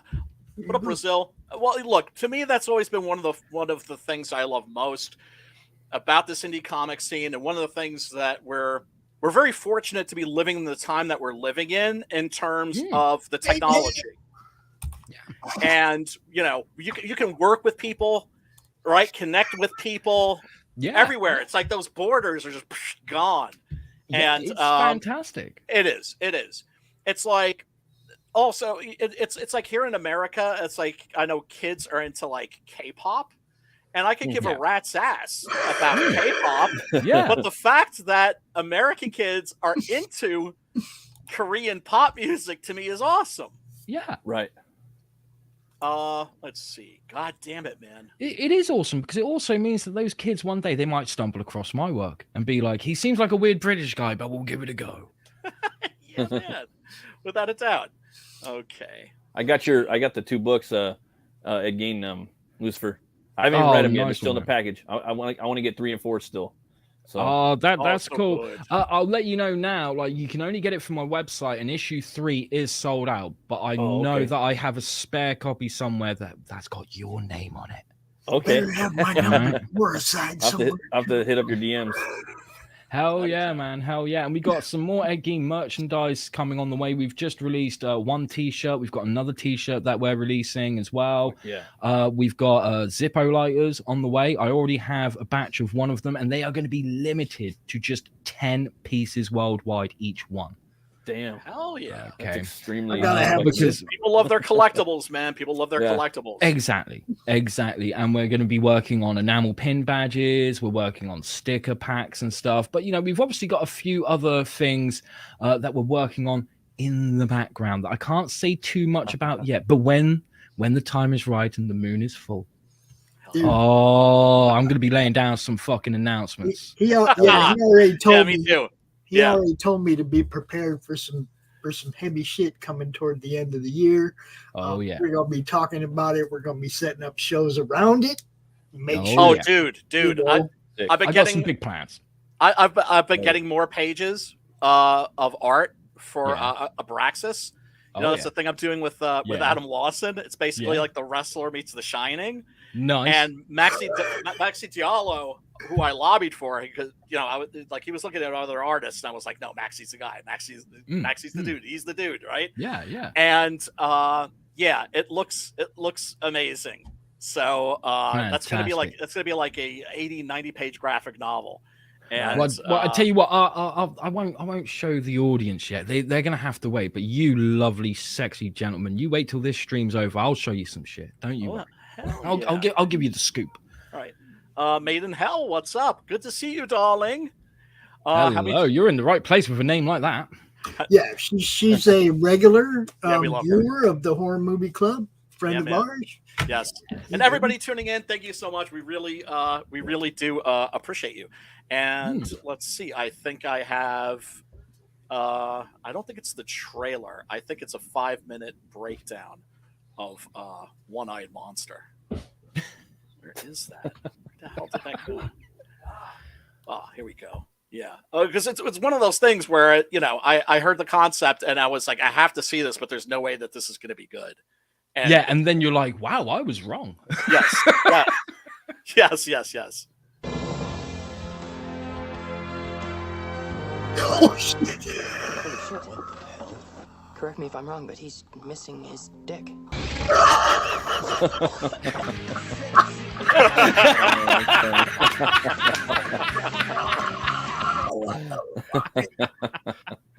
That's funny. There's a moment in that where a character is like in a tool shed, I think. Yeah. And the camera pans along, and you see all these tools on the wall, and you see like Ron Jeremy's cock, and then it just like goes back, and it's man, not there. Funny. Oh my god! Yeah, anybody? Yeah, we should do that on this show.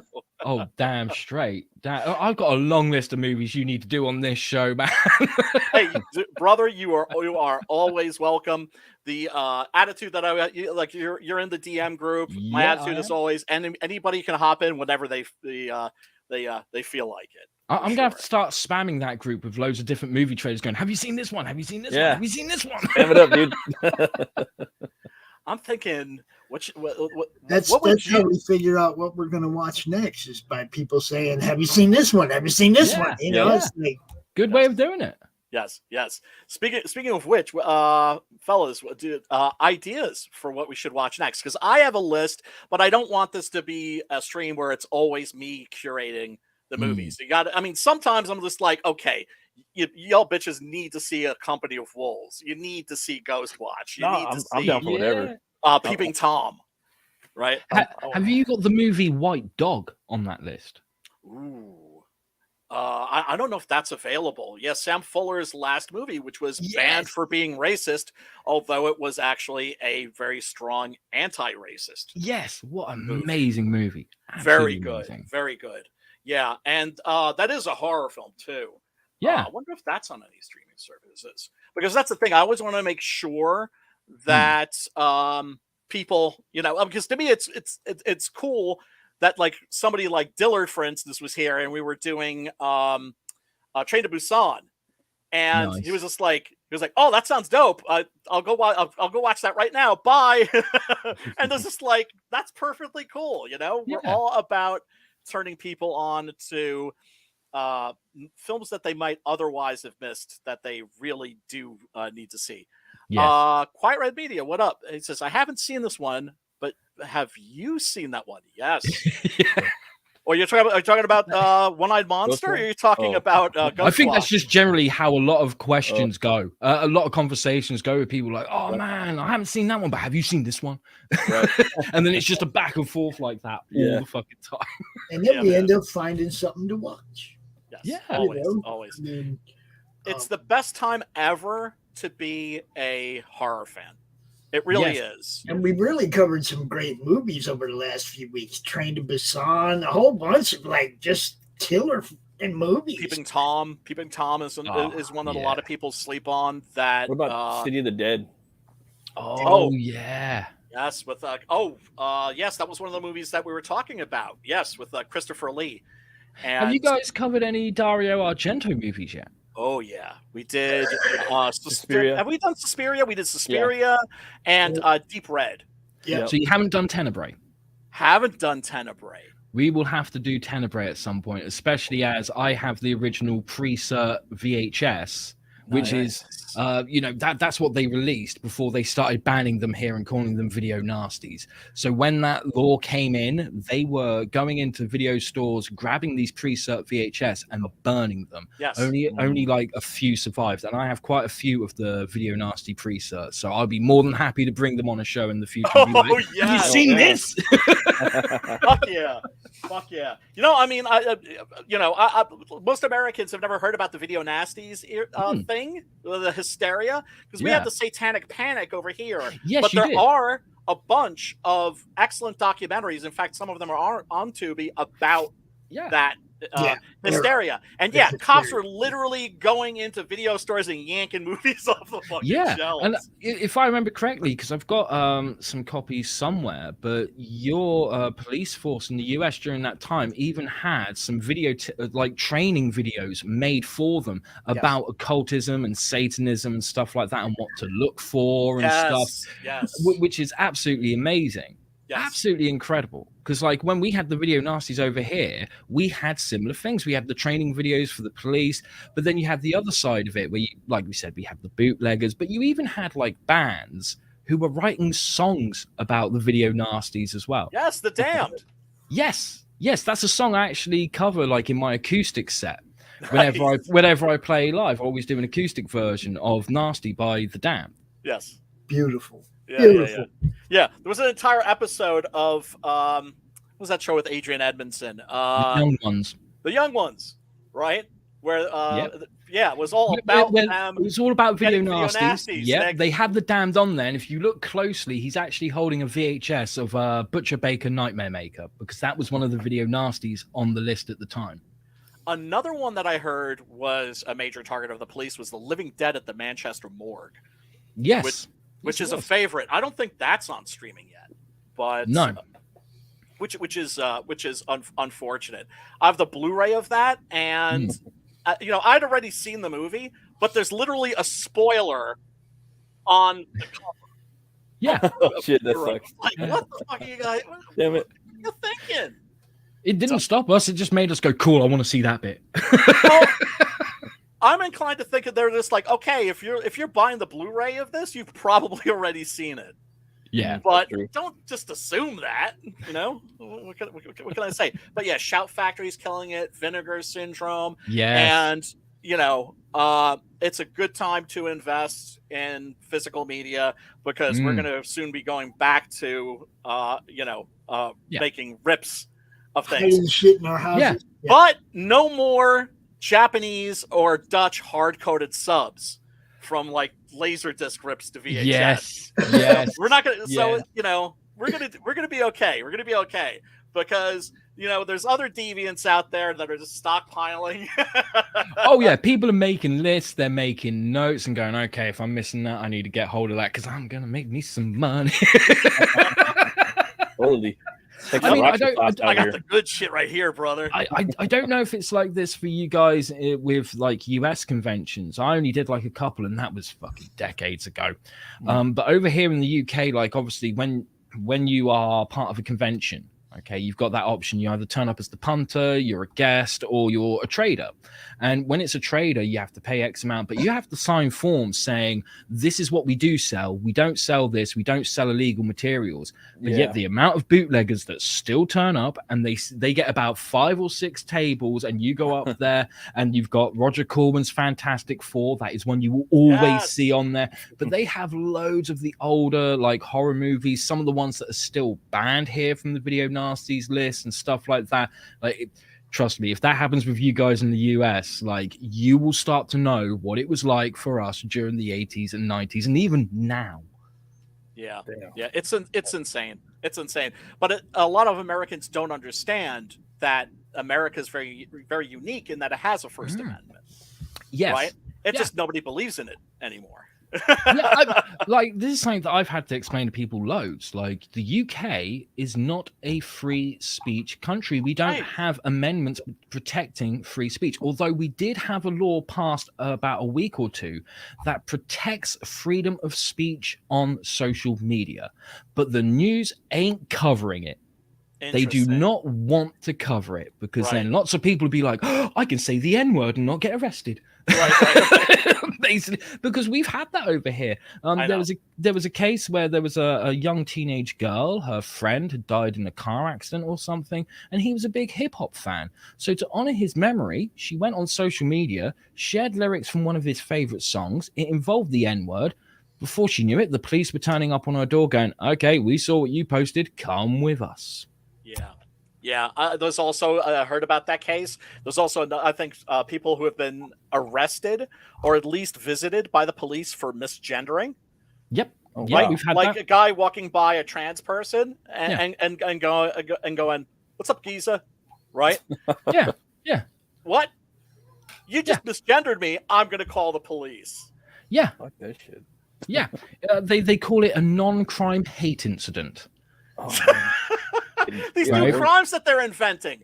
I'm telling you, pre-crime is going to become a thing. Oh yeah, it's on its way unless things change. But there are now investigations going on into this because obviously there are the higher ups going, hold on, this is now ideology taking over the police force, which should be partisan at all times. And there was a video released where there was a committee actually interviewing one of the head police officers of Scotland Yard saying, do you think it's okay to do the non-crime hate incident? And they recalled an incident where an ex-police officer, he shared a tweet of a limerick that was about a guy pretending to be a girl or whatever, and the police turned up and said, we need to check your thinking.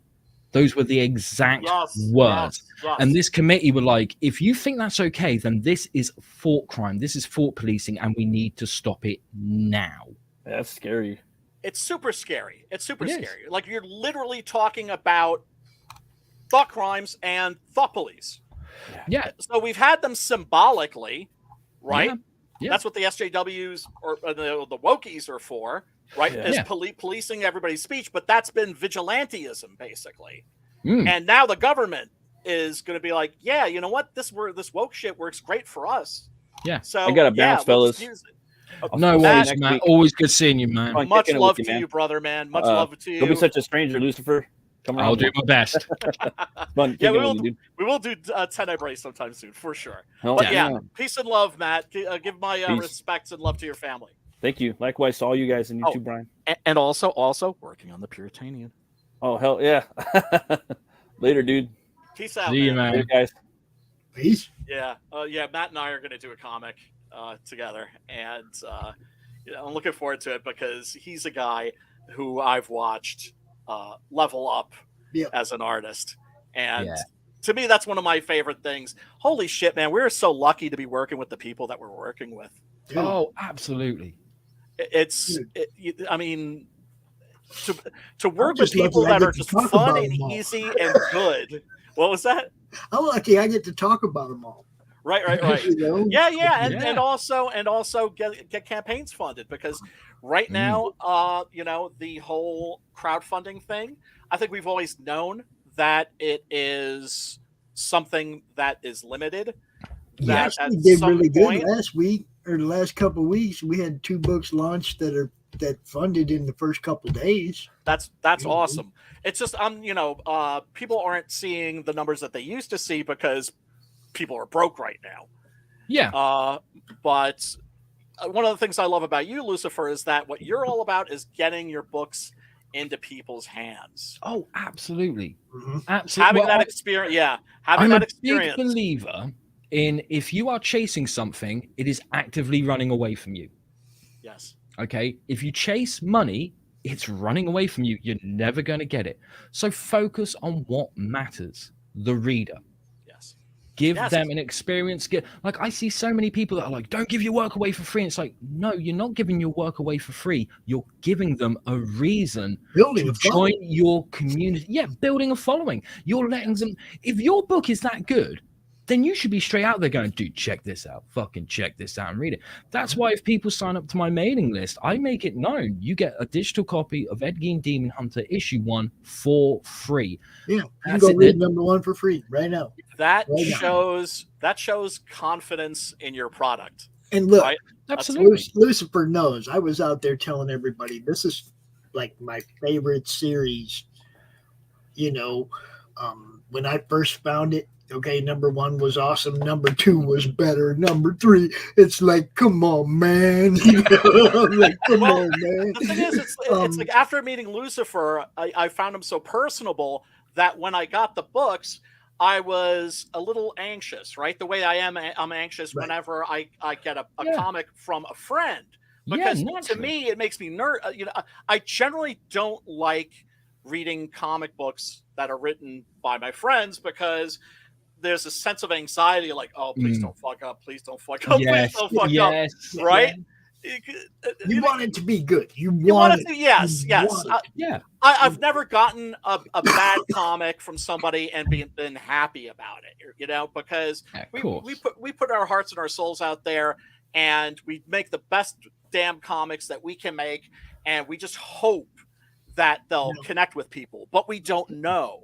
I didn't meet Brian until book 7? Was it book 7? Yeah, well, I mean, I got lucky and I met Lucifer. I got to be with Lucifer from the beginning, from book 1. Yeah. And I was talking about this with Max the other day too. You guys, this is the bookmark from Mary Machine Gun number 1. Oh, nice. Atrocity Press's first book that they put out, right? Yeah. Okay, so some of these guys I've got to hang out with since the beginning of what they're doing, like Lucifer. Yes. It's fucking amazing watching it grow and go and grow. And Lucifer be teasing me. He's like, man, I got some stuff going on.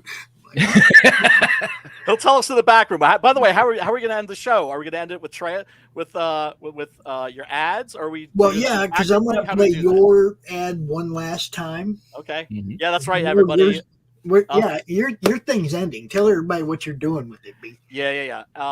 Basically, the campaign for Six Gun Gorilla, the Volume 2, The Great Silence, is going to end very soon. I went on Indiegogo, and there's a little process you have to go through to take your campaign out of in demand. Mm-hmm. And there's a little questionnaire that asks you, okay, well, why are you doing this? Like, why are you leaving? Because now there's no more money coming in for us, right?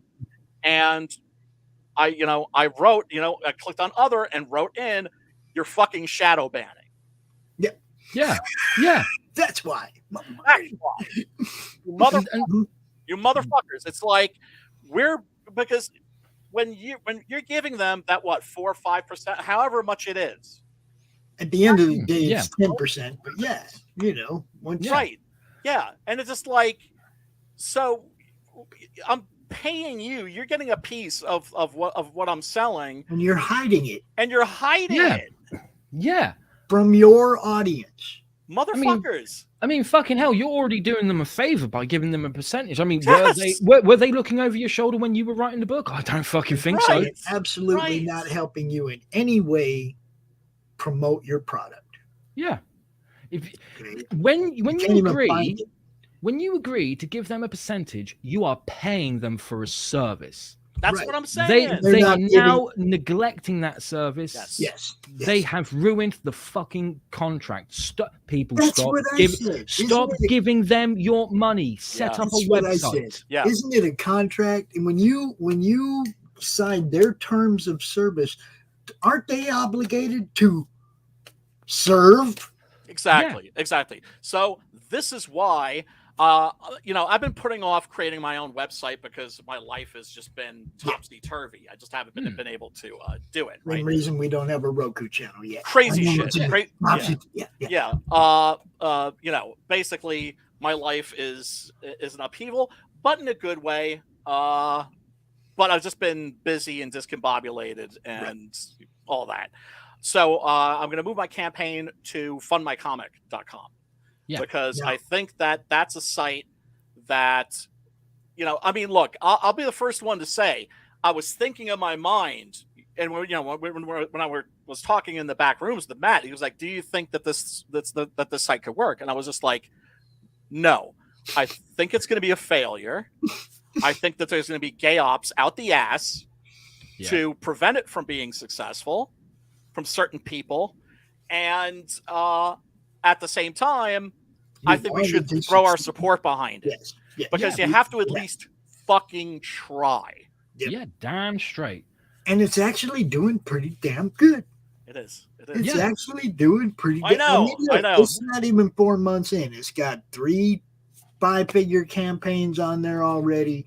A bunch of people have signed up. They're putting it, you got to get behind it, Basically, the thing I like is you go on Twitter and those guys that are running that site are promoting the books on the site. Thank you. Okay. Yes. I tell everybody all the time, put it where I can see it and I'm going to retweet it. I'm going to share it out. Put it where I can see it. Luke and those guys are going out of their way to put that stuff where people can see it. That makes it easy for me. And huge respect to them for doing that. Yep. And not only that, but I don't endorse Kickstarter. I don't recommend Kickstarter. I don't endorse Indiegogo. I won't recommend Indiegogo. And as long as Fund My Comic doesn't disappoint me, I will endorse and recommend Fund My Comic. Okay? Yeah. Because they haven't let me down yet. No. Take care of my friend. Yeah, Luke built a canoe. I'm grabbing an oar. And I've been wanting to do that for a while because Matt and I were going to do something and then put it on Indiegogo, but I mean on fundmycomic.com. But that could take months, and I just want to kind of throw my what little weight I have behind it and give it I was going an extra push. You have to launch your Fund My Comic campaign on your show, and you have to have some kind of guerrilla horror movie. Oh, I can find one. Oh, yes. Oh, God, there's one that's really good. It's about this guy who ends up in a gorilla's body. This is like from the 1930s or 40s, from the 1940s, I think, right? And so it's a guy in a gorilla's body, and this gangster has taken his sister and turned her into a a streetwalker. And so he's in a gorilla's body, so he's going to get revenge. and it's actually like a really good. It's actually a good movie. It's actually moody as fuck. You know, like these scenes where he's like stalking around on rooftops as the gorilla. Is it horror though? Watching the bad guys. Yeah, no, it's a horror film for sure. Okay, I can't remember the name of it right now though, and it's very hard to find. But yeah, there's something good. I want you to launch it on your show so we can put it on, just like we always do, all over the place. Hell yeah. And have a good movie that represents at the same time. That's the plan, man. That's the plan. Cool. Okay, all right. So, Lucifer, I know there's like some shit that you wanted to share with us, but. I don't know how YouTube feels about me getting naked. Oh, You can show us a little neck. You can show us a little neck. I'll save that for next time. You're gonna have to wait until Rich and Nick are here. Oh yes, and Rich, if you're watching, I will wax your back. I have not forgotten. That is some crossing the streams type stuff. Right? but yeah, brother, if you have any shit you want to share, just you tweet it my way, and I'm going to try to read Lady Satan. Fantastic. Tonight, everybody, thank you so you much. Don't read Ed Gein tonight. Yes. Oh yeah, and Lucifer, tell these fools where they can find you. You can find me at luciferstorm.com. You can also find me at YouTube, Twitter, Facebook. Just look for Lucifer Storm or The Lucifer Storm, except no substitutes. Hell yeah. And Pauls, where can people find you? You can find me on the Madness Comic Network pretty much every day with 3, 4, 5, 6, 7 shows. You never know. And you can find me in the Comic Related Madness on Facebook and at Madness Comic on Twitter. If you want to bring a show to the network, hit me up. If you want to sponsor the network, whatever, hit me up. We got you. Right. Speaking of people who have built canoes, right? Yeah. Grab an oar, folks. Grab an oar, because the thing is, we're all in this together, and we should all support each other. This stuff they were talking about earlier about the censorship, that's the reasoning behind the Roku channel that we're trying to build for you guys. So awesome. That would be awesome. We don't like censorship, especially not in independent comics. It just doesn't belong. Yes, artists should be able to create without moral busybodies hanging over their shoulders. Yes, and it's so much of the art these days is so awful because that people have these things in their head as they're creating. Like, oh, I can't do that. That's cultural appropriation, so on and so forth. Yeah, all kinds of dumb shit that's stopping people from doing what they want. Stupid shit. But then, of course, where do you get the real creativity? In the underground. There you go. Oh, yeah. Yeah, baby. Yeah, baby. All right. We're going to close the stream. Everybody, thank you so much for hanging out. I really do appreciate you. Click that like button, smash the subscribe, and ring a ding, ding, dong, the little bell. And I'm going to play some trailers. Yes. And until then, peace, love, and metal. Yes. Check this one out, B. Thanks for hanging out, Luce.